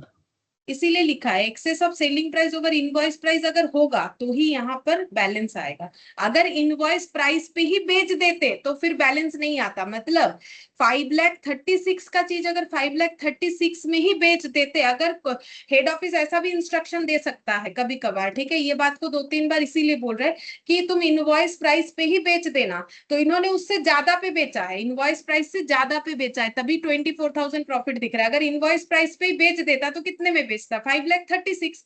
तो क्या यहाँ पर ये वाला बैलेंस आता कभी भी? ये है मेरा क्वेश्चन। ना मैम। नहीं, वही हम समझाना चाह रहे, लास्ट क्लास भी ये पॉइंट मैंने एक बार लिया था, ठीक है, कि क्यों ऐसा हो रहा है, ठीक है। तो ये देखो, इसीलिए तो यहाँ पर 24,000 सिर्फ तभी आएगा, या किसी भी अमाउंट का बैलेंस तभी आएगा अगर हम लोग का selling price more than invoice value होगा, तो ही पॉसिबल है, अदरवाइज कभी भी पॉसिबल नहीं है कि इधर कोई बैलेंस आ जाए। अगर हमें सेम जो वैल्यू से रिसीव हुआ है उसी वैल्यू में अगर बेचने का कभी इंस्ट्रक्शन दे दे तो, ठीक है। अच्छा, अब ये ब्रांच एडजस्टमेंट में लिख दो, बाय ब्रांच स्टॉक बोल के 24,000।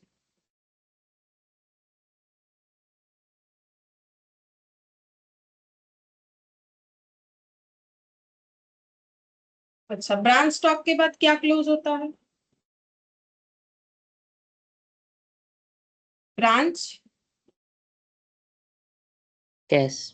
कैश। तो क्लोज करो। देखो, ये कैश सेल करके पैसा आया या डेटर से कलेक्ट हुआ, तो टोटल कितना पैसा है ब्रांच में? 5,20,000। ब्रांच जो भी पैसा कलेक्ट होता है वो हेड ऑफिस को उसके बैंक अकाउंट में दे देता है, तो उसका क्या एंट्री लिखोगे? ये पैसा उसके पास नहीं रहेगा, उसका काम ही है डेली का पैसा हेड ऑफिस को दे देना, तो हेड ऑफिस को पैसा भेज रहा है, तो क्या एंट्री होगी? Cash account debit to hmm branch cash. तो cash transfer to head office, ये लिखना पड़ेगा, ठीक है। मतलब इसको क्लोज करने के लिए ये लिखना पड़ेगा, तो वो अगर हमें नहीं पता होगा एंट्री तो कैसे लिख के क्लोज करेंगे, ठीक है। तो एंट्री पता होना चाहिए। अच्छा, अब ब्रांच कैश के बाद कौन सा क्लोज होता है?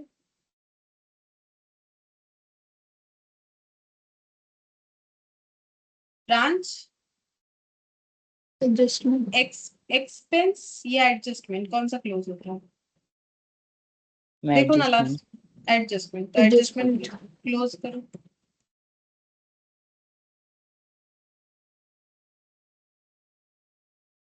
यहाँ पर प्रॉफिट आएगा, निकालो कितना होगा।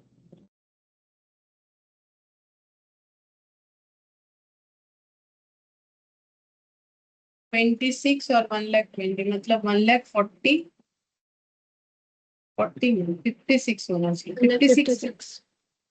So 1,56,000, 1,56,000 से ये तो 1,29,600। 1,29,600, ये आ जाएगा मेरा टू ब्रांच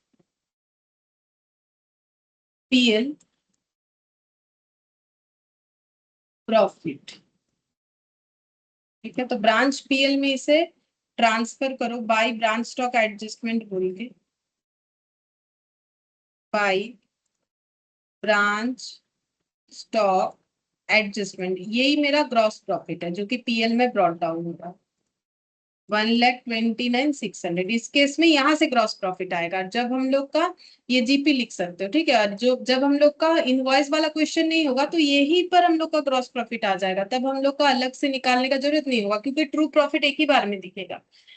तो ये वाला लिख दिया ब्रांच पीएल में। इसके बाद क्या क्लोज होगा? ब्रांच एक्सपेंसेस, है ना। तो एक्सपेंसेस को क्लोज करो, तो ये सब ऐड करने से कितना हो जाएगा? 18 प्लस 60 प्लस 6,000 कितना हो जाएगा? 70 प्लस 84,000। ये सारे एक्सपेंसेस को कहाँ ट्रांसफर करना होता है?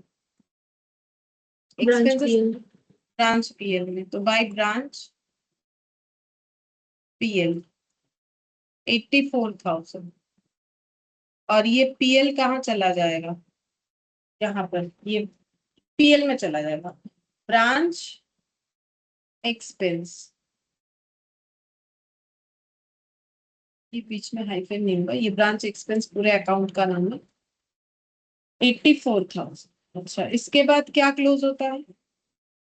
दो ही बाकी है, एक पीएल और एक good send to branch. PL close कर लेते हैं। तो देखो 1,29,600 जीपी था, उससे ये खर्चा चला जाएगा, डेटर का अलाउंस, बैड डेट और ब्रांच एक्सपेंसेस का ये टोटल। तो फिर जो बचेगा वही हम लोग का नेट प्रॉफिट होगा। 35,600 to net profit transfer to general PL 129,600। और जो गुड सेंड टू ब्रांच है उसको क्लोज करना है, तो क्या होगा? टू ट्रेडिंग लिख के क्लोज किया जाता है।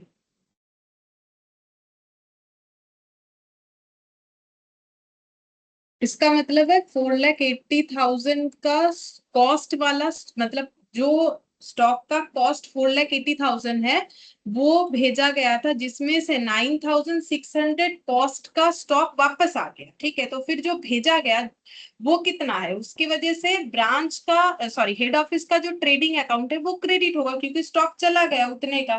तो 4,80,000 चला गया था, बट 9,600 आ गया, तो फिर कितना चला गया है वही हम लोग का बैलेंस आएगा।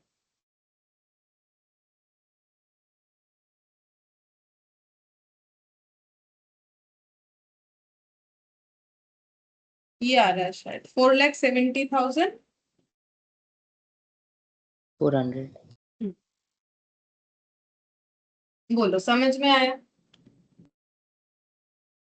क्यों ब्रांच एडजस्टमेंट लिखते हैं, ब्रांच एडजस्टमेंट में क्यों जीपी आता है, फिर उससे क्यों नेट प्रॉफिट, ये सारा चीज समझ में आना चाहिए। मतलब समझने का कोशिश करो, अगर कोई प्रॉब्लम है तो हम बता देंगे, ठीक है। अच्छा, इसके बाद हम लोग देखो ये क्वेश्चन, पहले स्टॉक डेटर का ही कर रहे हैं सारा, ठीक है। सारा क्वेश्चन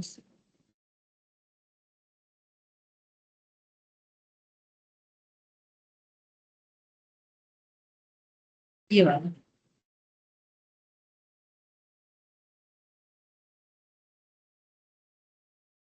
देखो, इसमें ये स्टॉक डेटर मेथड से, इसीलिए ये वाला क्वेश्चन मैंने लिया। बोल रहा है मेसर्स, क्या बोला है, Marina Delhi has a branch at Bangalore to which office goods are invoiced at cost plus 25%। देखो फिर से इनवॉइस, इनवॉइस वाला सम्स में ही तो ज्यादा डिफिकल्टीज होता है। The branch sales both for cash and credit, branch expenses are paid direct from head office and branch has to remit all cash receipt into the head office bank account. अभी जो question क्या एकदम same है, ठीक है, इसीलिए ये वाला लिया है, ताकि जो है जल्दी से हमारे दिमाग में चीज जाए। From the following details relating to calendar year 20x1, prepare the accounts in the head office ledger and ascertain the branch profit under stock and data method। Same तरीके से लिखा हुआ है जैसे उस क्वेश्चन में था। फिर भी इस क्वेश्चन में एक अलग पॉइंट है, ठीक है। Branch does not maintain any books of accounts, मतलब dependent branch, but sends weekly return to the head office। Goods receipt from head office, return, stock at Bangalore, sales during the year, cash credit, sundry debtor at Bangalore 1st Jan, cash receipt from debtor, discount allowed, bad debt, sales return at Bangalore branch, rent, rates and taxes, salary, wages, bonus, office expenses, stock at branch on 31st December 20x1 at invoice price। तो पूरा ही same question है, सिर्फ data अलग है, लेकिन practice के लिए करना पड़ेगा, इसीलिए हम लोग करेंगे, ठीक है। तो फिर से वही 7 लेजर्स बनाओ, ठीक है। पहला लेजर है branch stock. In the books of, ये सब हम और नहीं लिख रहा। Branch stock account,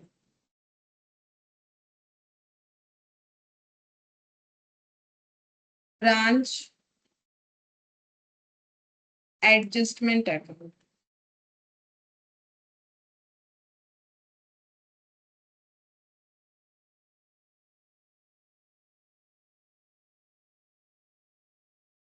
goods into branch,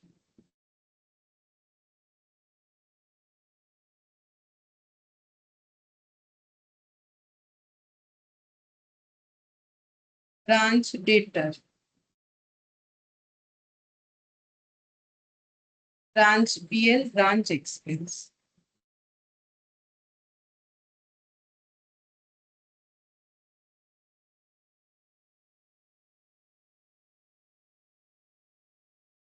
branch PL,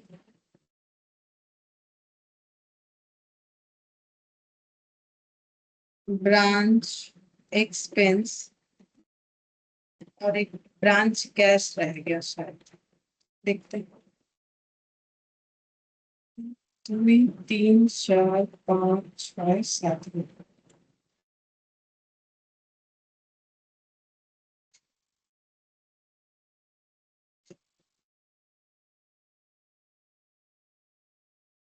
ठीक है, देखते हैं। अच्छा, बोल रहा है कि गुड्स भेजा, ये तो ऊपर का जो भी डिटेल्स है, जिसमें दो चीज, 3 4 पॉइंट दिमाग में रखना है। जो इनवॉइस प्राइस है वो 125 होगा। कैश क्रेडिट दोनों तरीके का सेल होता है। ब्रांच अपना सारा एक्सपेंसेस हेड ऑफिस पे करता है, कुछ भी खुद पे नहीं करता है। जो भी पैसा मिलता है सारा हेड ऑफिस को भेज देता है। अच्छा, अब यहाँ पर दिया है सबसे पहले goods received from head office at invoice price, तो इसका एंट्री क्या होगा? उसके पहले एक ओपनिंग स्टॉक दिया हुआ है 4,50,000, तो वो भी लिखना पड़ेगा, ठीक है। तो यहाँ पर ओपनिंग स्टॉक के लिए लिख देते हैं टू ओपनिंग स्टॉक 4,50,000, ठीक है। तो अब देखो थोड़ा हैबिट हो गया है, तो मुझे लगता है धीरे धीरे जल्दी जल्दी कर पाओगे तुम लोग भी। 4,50,000, तो यहाँ पर हो जाएगा बाई ओपनिंग स्टॉक रिजर्व, ये भी लिख सकते हो डायरेक्टली, ठीक है। 4,50,000 डिवाइडेड बाई 125 इंटू 25, बोलो 25 5 में 125, 5 से डिवाइड करेंगे तो कितना आएगा? 90,000, 90,000, ठीक है। अच्छा, फिर goods receive from head office, तो क्या एंट्री होगा? इनवॉइस प्राइस पे है तो इसमें दो एंट्री होगा, एक तो होगा टू, एक एक क्या होगा? To goods same to branch. अब तो हैबिट हो जाना चाहिए, शॉर्ट में लिख दिया। और टू क्या होगा? Branch adjustment. Discount. एक अनरियलाइज प्रॉफिट के लिए क्रेडिट होगा, जब भेज रहा है तो प्रॉफिट क्रेडिट हो रहा है ना, कि हम 100 का चीज 110 में भेज रहे हैं, तो टू अनरियलाइज प्रॉफिट, तो टू उसकी जगह ब्रांच एडजस्टमेंट। और जो है हम लोग का ब्रांच का हेड ट्रेडिंग अकाउंट इम्पैक्ट होगा, क्रेडिट होगा, उसको लिखते हैं गुड्स इनटू ब्रांच, ठीक है। तो 45 लाख है, तो इसमें कैसे वैल्यू निकालोगे? तो 45 लाख एल लिख दिया, डिवाइडेड बाई 125 इंटू 100, और ये वाला आ जाएगा 45 लाख डिवाइडेड बाई 125 इंटू 25। तो 25 5 में 125, तो ये तो हो जाएगा 9 लाख, ठीक है। और 9 लाख से 45,000 माइनस करने से ही पता चल जाएगा कितना होगा। ये अगर कैलकुलेट नहीं भी करते हैं तो 36 लाख होगा, ठीक है, 36 लाख। तो गुड्स इनटू ब्रांच में लिखेंगे by branch stock 36 lakh, by branch stock 36 lakh. और ब्रांच एडजस्टमेंट में लिखेंगे बाई ब्रांच स्टॉक 9 लाख। अच्छा, फिर स्टॉक एट बैंगलोर ये लिख लिया है। Sales during the year cash और क्रेडिट, तो 15 लाख और 27 लाख। तो अब ये कैश और क्रेडिट सेल का एंट्री क्या होता है? तो ऐसे लिखते हैं bye branch cash, cash cell ऊपर जगह रखा है, बाई चांस रिटर्न रिटर्न रहा तो। और by branch debtor credit sale. अब अगर क्रेडिट सेल का रिटर्न है तो यहाँ से माइनस करके भी लिख सकते हो, या ऑपोजिट लिख सकते हो, ठीक है। क्रेडिट सेल, क्रेडिट सेल नहीं लिख के मैंने क्रेडिटर लिख दिया है गलती से, ठीक है। अच्छा, तो यहाँ पर देखते हैं 15 लाख और 27 लाख। तो देखो अगर रिटर्न मुझे दिख जाए तो यहाँ माइनस करके लिख देंगे, नहीं दिखा तो बाद में कर देंगे, प्रॉब्लम तो नहीं है ना, दोनों में से कुछ भी लिख सकते हैं। ब्रांच कैश और ब्रांच डेटर में cross listing, to branch stock,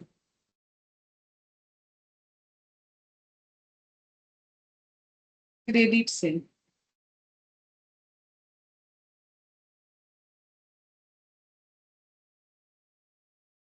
to branch stock, cash sale 15 lakh. ठीक है, अच्छा इसके बाद सन्ड्री डेटर एट बैंगलोर और एज ऑन, अच्छा डेटर का opening balance 5,40,000, to balance BD 5,40,000,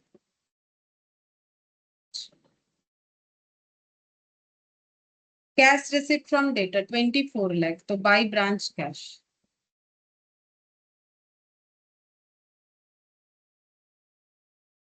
branch cash में टू ब्रांच डेटर,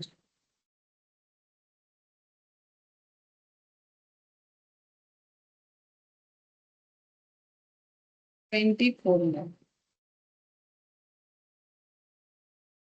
फिर discount allowed to debtor 45,000, bad डेप्ट और सेल्स रिटर्न भी थे, ठीक है। तो by branch PL, discount allowed, discount allowed 45,000, bad डेप्ट 30,000, 45,000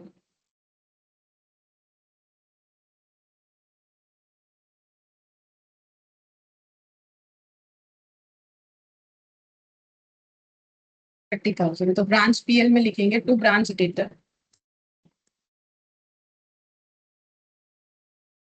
discount allowed 45,000, 30,000 bad dept, bad dept to branch debtor.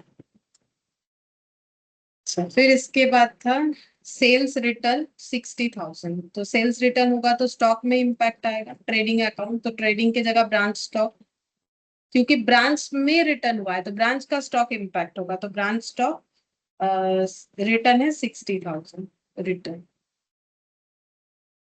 तो डेटर अकाउंट में भी इंपैक्ट आता है, तो ये ब्रांच स्टॉक में लिखेंगे टू ब्रांच डेटर रिटर्न 60,000। अगर हम लोग ये नहीं करना चाहते तो यहाँ क्रेडिट सेल से लेस करके लिख सकते हैं, आंसर दोनों में सेम आएगा। रेंट रेट्स एंड टैक्सेस 135 और salary wages bonus 4,50,000, office expenses 45,000, सभी ब्रांच एक्सपेंसेस में चला जाएगा। ये सारा खर्चा कौन पे करता है?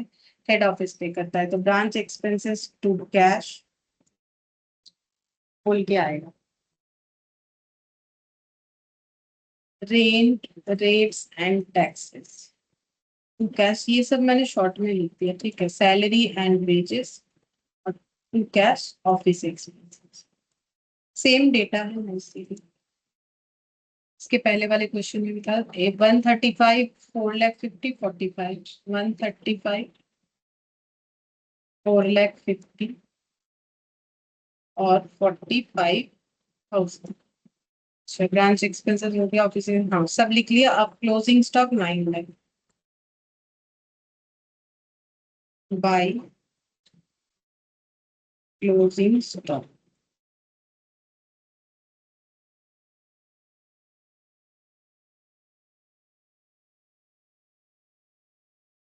नाइन लाख।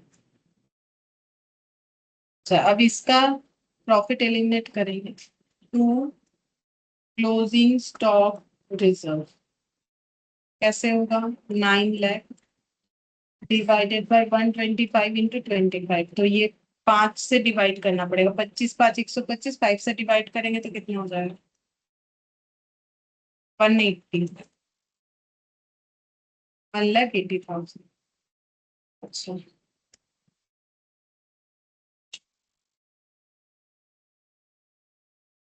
अच्छा, रिटर्न टू हेड ऑफिस ये वाला एंट्री करना नहीं हुआ है, 90,000 ये रह गया है। By goods sent to branch और बाई ब्रांच एडजस्टमेंट। तो 90,000 का था, 90,000 divided by 125 into 100, 90,000 divided by 125 into 25, 25 5 125 और ये हो जाएगा 18,000। 18,000 माइनस करेंगे 90,000 से तो कितना आएगा?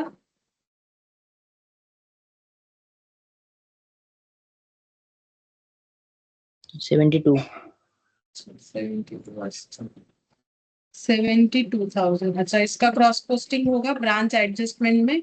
To branch stock 18,000, to branch stock 18,000 और गुड्स सेंट टू ब्रांच में टू ब्रांच स्टॉक 72,000 हो गया।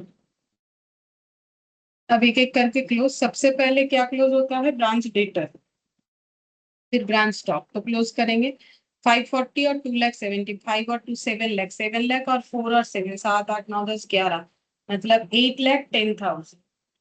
तो ये 27 लाख, 32 लाख 40, 32,40,000 माइनस हो जाएगा 90 और 45, 1,35,000, मतलब 25,35,000 माइनस करना पड़ेगा। 7,05,000। 7,05,000।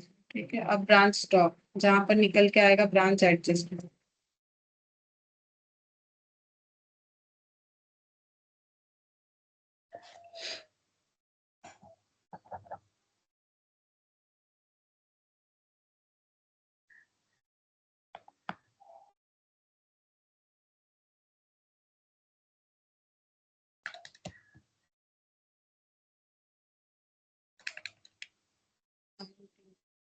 नाइनटी 9,90,000 48 और चलो 54,54,000, 54 लाख, 51 लाख, 51 लाख, कोई हजार 51,90,000। 51,90,000, 51,90,000 माइनस ये 1,80,000 बैलेंस इनको 1,80,000। ब्रांच एडजस्टमेंट में लिखेंगे by branch stock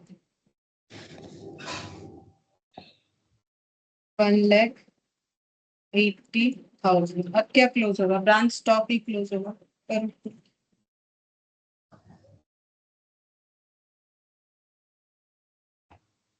11,70,000।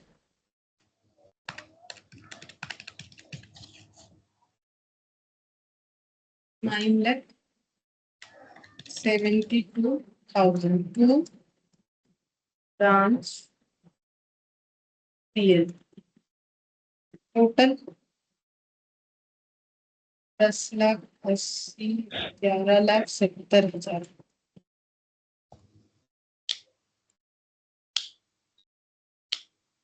Branch PL में cross posting by branch adjustment 9,72,000। अब नेक्स्ट क्या क्लोज करेंगे? Branch cash. तो ये तो हेड ऑफिस को चला जाएगा, बाई कैश बोल के head office, transfer to head office. ये क्लोज कर देते हैं। तो ये हो गया 15 और 24, 39 lakh.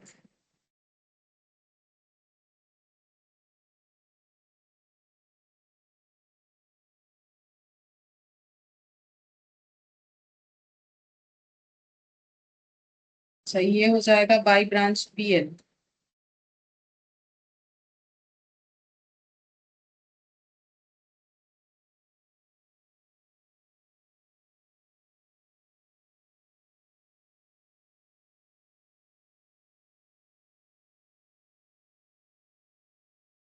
5 lakh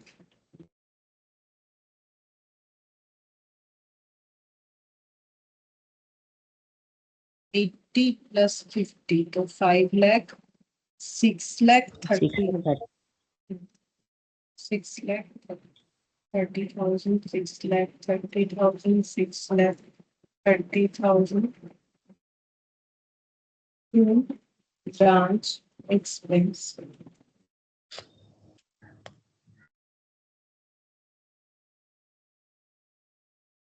expenses 6 lakh 30,000.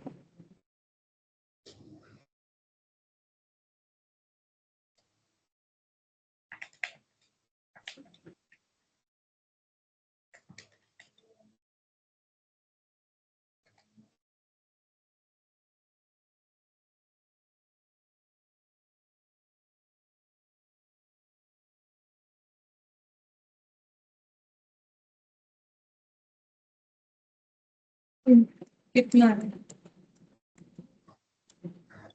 2,67,000 2,67,000 so ये भी सेंड टू ब्रांच को क्लोज टू ट्रेडिंग बोल के क्लोज करते बाकी सब क्लोज है स्टॉक क्लोज है एडजस्टमेंट क्लोज है so trading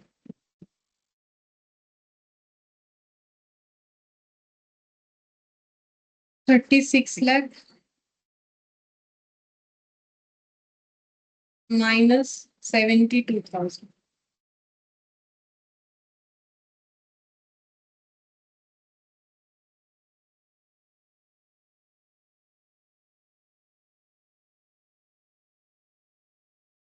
35,28,000 35,28,000 ठीक है सारा क्लोज हो गया नहीं कुछ अलग पॉइंट नहीं था मुझे ऐसा लगा याद आ रहा था कि शायद ऐसा इसमें कुछ अलग पॉइंट था एक नहीं ऐसा कुछ नहीं था शायद किसी और क्वेश्चन में मुझे ऐसा लगा बाकी एग्जैक्टली अभी जो क्वेश्चन किया था ये क्वेश्चन नंबर 7 और इसके पहले जो क्वेश्चन किया था सेम है सिर्फ और सिर्फ अगर वैल्यू का चेंजेस देखो तो वो और कुछ नहीं ठीक है तो प्रैक्टिस हो गया हम लोग का इसके बाद जो है इसके बाद हम लिखवा देते हैं यहाँ पर जो मेथड अभी हम लोग सीखेंगे वो है डेटर मेथड ठीक है तो थोड़ा सा जस्ट इंट्रो देते हैं और कुछ नहीं स्ट्रक्चर लिखवा देते हैं एटलीस्ट समझाएंगे नेक्स्ट दिन अगर अभी नहीं हो पाएगा तो यहाँ पर लिखते हैं डेटर मेथड स्टॉक डेटर का और भी क्वेश्चन है लेकिन हम लोग इस मेथड को भी सीखना स्टार्ट करते हैं ठीक है क्योंकि मिक्सड अप करते हुए करेंगे ना हम तो डेटर मेथड में हम लोग को एक ही अकाउंट बनाना पड़ता है जिसका नाम होता है ब्रांच अकाउंट ठीक है जैसे यहाँ 7 लेजर्स बनाना होता है इसमें नहीं होता है तो फिर ये मेथड आसान है हाँ देखो समय तो बचेगा इस मेथड से ठीक है तो अगर हमें कुछ ना बोले तो हम लोग स्टॉक डेटर मेथड को चाहे तो अवॉइड कर सकते क्योंकि उसमें काफी सारा चीज हमें रेडी करना पड़ता है ठीक है अच्छा अब देखो यहाँ पर डेटर मेथड में हमें क्या मानना है देखो डेटर मेथड का नाम है डेटर मेथड इसमें ये मेथड का नाम डेटर मेथड इसीलिए दिया गया है क्योंकि यहाँ पर हेड ऑफिस ब्रांच को अपना डेटर के जैसा ट्रीट करता है लेकिन रियलिटी में अगर देखा जाए तो थोड़ी ना ब्रांच जो है हेड ऑफिस का कोई डेटर है नहीं बिल्कुल नहीं डेटर तो नहीं है ये इमेजिन कर रहा है तो डेटर से हमारा रिलेशन क्या होता है डेटर को हम लोग सेल करते हैं उससे पैसा लेते हैं और उसका जो है अगर उसने कुछ रिटर्न दिया तो वो रिटर्न लेते हैं ठीक है और ओपनिंग और क्लोजिंग डेटर दिखाते हैं नॉर्मली डेटर अकाउंट हमारा इस तरीके से होता है तो यहाँ पर भी हम कुछ इसी तरीके से लिखेंगे तो देखो यहाँ पर हम लिख देते हैं डेटर से हमें जो भी मिलेगा तो डेटर अकाउंट डेबिट होगा तो ये ब्रांच को अगर डेटर मानते हो अपना तो डेटर अकाउंट डेबिट होगा अगर डेटर से हमें कुछ मिल रहा है तो फिर ये अगर डेटर है तो पोस्टिंग किस तरफ होगा मतलब हम ये कहना चाह रहे हैं मान लो डेटर से हमें कुछ रिसीव हुआ तो एंट्री क्या होगा डेटर डेबिट होगा कि क्रेडिट होगा अगर रिसीव हुआ तो और अगर हम क्रेडिट लोगों ने क्रेडिट मतलब जो भी रिसीव हुआ टू डेटर होना चाहिए अब यहाँ पर हम इस ब्रांच को अपना डेटर मान रहे हैं ठीक है तो अगर ये बाई ब्रांच साइड ही मेरा डेटर है तो बाई साइड लिखेंगे बाई रिसिप्ट अगर हमें कुछ भी रिसीव्ड हुआ तो अब ये सोच लो कि ब्रांच से रिसीव्ड होने का बात है तो अगर हम लोगों ने डेटर को कुछ दिया तो क्या एंट्री होगा जैसे सेल करते हैं तो डेटर टू सेल तो उसको स्टॉक देते हैं ना तो डेटर डेबिट होता है टू गिवन ठीक है अगर कुछ दिया तो इधर ठीक है कुछ लिया तो इधर जब हम लोग इसको डेटर की तरह ट्रीट करें। तो इस तरीके से हमें सोच के करना है, ठीक है। अच्छा, अब डेटर का जैसे हम लोग का एक ओपनिंग बैलेंस होता है, तो यहाँ पर भी होगा, तो टू बैलेंस बीटी। तो यहाँ पर क्या चीज का ओपनिंग बैलेंस होगा, ये सचमुच का डेटर तो है नहीं। तो देखो ओपनिंग बैलेंस हो जाएगा एसेट्स का, ठीक है। एसेट्स, तो डेटर भी तो मेरा एसेट ही होता है। तो एसेट में क्या हो सकता है, जैसे कि फर्नीचर हो सकता है, प्लांट एंड मशीनरी हो सकता है, डेटर हो सकता है, समझाते हैं ऐसा क्यों लिखा, और कैश हो सकता है, या कुछ और भी हो सकता है। अब ये क्या चीज हो गया, देखो हम लोग ये बोल रहे हैं कि हम लोग अपने ब्रांच को बिजनेस करने के लिए फर्नीचर दिए हैं, प्लांट मशीनरी दिए हैं, और जो है पैसा दिए हैं। तो हम लोग ये बोल रहे हैं कि जब हम लोग डेटर मेथड से करेंगे तो ब्रांच के पास जो भी एसेट्स है, ये कौन बना रहा है, ये हेड ऑफिस बना रहा है अपने बुक्स में ब्रांच अकाउंट। तो हेड ऑफिस बोल रहा है ब्रांच के पास जो भी रिसीवेबल है वो सब मेरा है, ओपनिंग रिसीवेबल। तो ओपनिंग एसेट को वो इस तरीके से ब्रॉट डाउन करेगा कि ब्रांच का फर्नीचर जो पड़ा हुआ है वो मेरा, ब्रांच के पास जितने का प्लांट मशीनरी अभी दिख रहा है वो भी मेरा, ब्रांच का जो डेटर है कि ब्रांच को इतना पैसा मिलेगा वो भी मेरा, ठीक है। ब्रांच का जो कैश है वो भी मेरा। इसके अलावा मैंने ब्रांच को जो भी दिया या ब्रांच से मैंने जो भी लिया, तो टू गिवन और बाय रिसीव, ठीक है। अच्छा, अब जैसे ब्रांच का एसेट मेरा, तो हेड ऑफिस को ये भी मानना पड़ेगा कि ब्रांच का लाइबिलिटी भी उसका, तो बाय बैलेंस बीटी, ठीक है। यहाँ पर लिख देते हैं लाइबिलिटीज ओपनिंग वाला, ठीक है। तो ओपनिंग लाइबिलिटीज में क्या आ सकता है, जैसे कि देखो ब्रांच का अगर कोई क्रेडिटर बना है तो वो भी, वो हेड ऑफिस बोलेगा ब्रांच का क्रेडिटर मेरा। ब्रांच का कोई बीपी है तो ब्रांच का बीपी मेरा बीपी। ब्रांच का कोई आउटस्टैंडिंग एक्सपेंसेस है तो वो भी मेरा, ठीक है। तो इस तरीके से होगा कि ब्रांच का एसेट मेरा एसेट, ब्रांच का लाइबिलिटी मेरा लाइबिलिटी। अब एसेट और लाइबिलिटी के लिए क्वेश्चन में जो भी दिया हुआ रहेगा हमें वही लिखना पड़ेगा। तो ये तो हम लोगों ने ओपनिंग में लिख दिया, अब क्लोजिंग में लिखेंगे, ठीक है। तो क्लोजिंग एसेट्स, तो बाय बैलेंस सीडी, तो ये हो जाएगा क्लोजिंग, ये एसेट्स होगा क्लोजिंग, ठीक है। इधर क्लोजिंग लिखते हैं और इधर लिखेंगे closing liability, to balance C D liabilities. तो देखो नीचे का दो तो क्लोजिंग होता है, ये हमें पता है, और ओपनिंग जो ऊपर में दो लिखा हुआ, ठीक है। अब लाइबिलिटीज क्लोजिंग में क्या हो सकता है, वही sir, creditor, BP, outstanding expenses, ठीक है। इसके अलावा कुछ रहा तो क्वेश्चन में हम लोग देखेंगे नाम। अभी मुझे ये तीन नाम याद है तो मैंने ये लिखवा दिया, ठीक है। अच्छा, अब इधर देखो एसेट्स में वही लिख देते हैं, फर्नीचर बीआर लिख सकते हो, प्लांट मशीनरी लिख सकते हो, डेटर, कैश, बाकी क्वेश्चन बोलेगा जो भी रहेगा वही हमें लेना चाहिए, ठीक है। ये हो गया। तो जैसे डेटर का अकाउंट होता है, ओपनिंग डेटर, क्लोजिंग डेटर। हाँ, अब डेटर के केस में कोई लाइबिलिटी वगैरह नॉर्मली नहीं होता है, बाकी होने को देखो हो सकता है कि डेटर से भी मुझे पैसा मतलब जो मिलेगा वो तो एसेट ट्रीट होता है। अब डेटर के साथ नॉर्मली लाइबिलिटी वाला कोई रिलेशन होता नहीं है, तो इसीलिए मेथड डेटर है, एग्जैक्टली डेटर जैसा ये ट्रीट नहीं होगा, ठीक है। समझने के लिए हम बोल रहे हैं कि डेटर क्यों नाम दिया गया है। तो डेटर को जैसे कुछ देते हैं, डेटर से रिसीव करते हैं, डेटर का ओपनिंग बैलेंस, डेटर का क्लोजिंग बैलेंस, यहाँ पर लाइबिलिटी का कंसेप्ट भी आएगा, क्योंकि ब्रांच हमारा ऐसा डेटर है, मतलब है नहीं ओरिजिनली डेटर। अगर इसको डेटर मानते हैं तो इसका एसेट भी हमारा, इसका लाइबिलिटीज भी हम लोग का हो गया, ठीक है। अब ये अकाउंट को अगर हम लोग क्लोज करेंगे तो क्या इस अकाउंट में कोई बैलेंस आएगा, देखो इस अकाउंट को अगर हम लोग क्लोज करेंगे तो इस अकाउंट में हम लोग का कोई बैलेंस आएगा कि नहीं आएगा, हम लोग आएगा। या तो हम लोग का बैलेंस आएगा टू, यहाँ पर लिखते हैं क्लोजिंग के ऊपर, या तो हम लोग का बैलेंस आएगा टू नेट प्रॉफिट, ठीक है, या तो हम लोग का बैलेंस आएगा बाय नेट लॉस, ठीक है। मतलब ये अकाउंट से हम लोग ये पता कर लेंगे कि इस ब्रांच को ओपन करके हम लोग का प्रॉफिट हुआ है या लॉस हुआ है। जब इस अकाउंट को हम लोग क्लोज करेंगे तो हमें प्रॉफिट या लॉस जो है वो पता चल जाएगा, ठीक है। अच्छा, अब देखो यहाँ पर एसेट्स का जैसे मैंने बोला कि हम लोग का ओपनिंग एसेट होगा और क्लोजिंग एसेट। तो अगर ऐसा हुआ, if closing balance greater than opening balance, तो फिर मेरा प्रॉफिट आएगा कि लॉस, ये तुम लोग बताओ। और अगर एसेट के केस में if closing balance less than opening balance हुआ तो मेरा प्रॉफिट आएगा कि लॉस। जैसे अपने दिमाग में कोई भी एक एग्जांपल सेट करो कि अगर मेरा क्लोजिंग बैलेंस है एसेट का 150, ओपनिंग में था 100, तो मेरा 150 क्लोजिंग में हुआ, ओपनिंग में 100, तो एसेट बढ़ा। एसेट बढ़ने से क्या होगा, ये अगर 150 था और ये 100 था और क्लोजिंग तो बाद में आता है ना, तो ये 150 हुआ, तो 100 से 150 हुआ, तो एसेट बढ़ा। एसेट बढ़ने से क्या होता है, हम डेबिट। प्रॉफिट। हाँ, तो प्रॉफिट होता है। और इधर उल्टा, क्लोजिंग बैलेंस अगर ओपनिंग बैलेंस से कम है, मतलब 100 रुपए लगाया था, अभी 80 रुपए बचा हुआ है, तो फिर क्या हो गया बिजनेस में, लॉस। लॉस। ठीक है, मतलब हम ये बताना चाह रहे हैं ये प्रॉफिट लॉस कैसे आ सकता है। तो हम लोग एसेट्स और लाइबिलिटीज दोनों से समझ रहे हैं। ठीक है, अब लाइबिलिटी के केस में क्या होगा, मतलब नेट करके हम लोग का जो भी ज्यादा या कम आएगा। तो लाइबिलिटीज में हम लोग के पास है ओपनिंग और क्लोजिंग।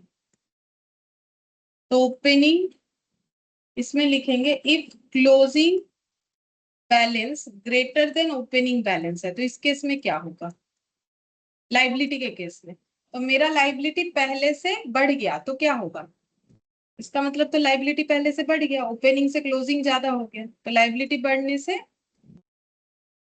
लॉस। क्लोजिंग बैलेंस अगर लेस देन ओपनिंग बैलेंस है तो हम लोग का क्या होगा, प्रॉफिट। प्रॉफिट। जैसे मान लो मेरा लाइबिलिटी पहले था, पहले अभी 100 हुआ है, पहले था मेरा 80, तो लाइबिलिटी बढ़ा तो लॉस। उल्टा कर दो, पहले ओपनिंग में 100 था, अब 80 कम हुआ, तो फिर मेरा प्रॉफिट होगा। ठीक है, तो ये अकाउंट हमें प्रॉफिट लॉस किस तरीके से बता सकता है, ये यहाँ पर दिया है ना, नेट प्रॉफिट नेट लॉस, वही चीज मैंने यहाँ पर बताया। ठीक है, बस इसमें इतना ही करते हैं। ठीक है, बाकी ये ब्रांच अकाउंट में हमें इसके नेक्स्ट दिन ये सीखना पड़ेगा कि ब्रांच अकाउंट में कौन कौन सा आइटम जाएगा और कौन कौन सा आइटम नहीं जाएगा, उसका एक लिस्ट हम लोग सीखेंगे। उसके बाद जो है इस पे क्वेश्चन करना स्टार्ट करेंगे। लेकिन तुम लोग स्टॉक डेटा मेथड प्रैक्टिस करते रहना, कुछ करो या ना करो, जो क्वेश्चन हुआ है उसी को अगर करोगे तो भी याद होगा, नहीं तो अब डेटा मेथड करना स्टार्ट करेंगे तो फिर वो भूल जाओ। ठीक है, चलो आज इतना ही। Thank you ma'am. Thank you.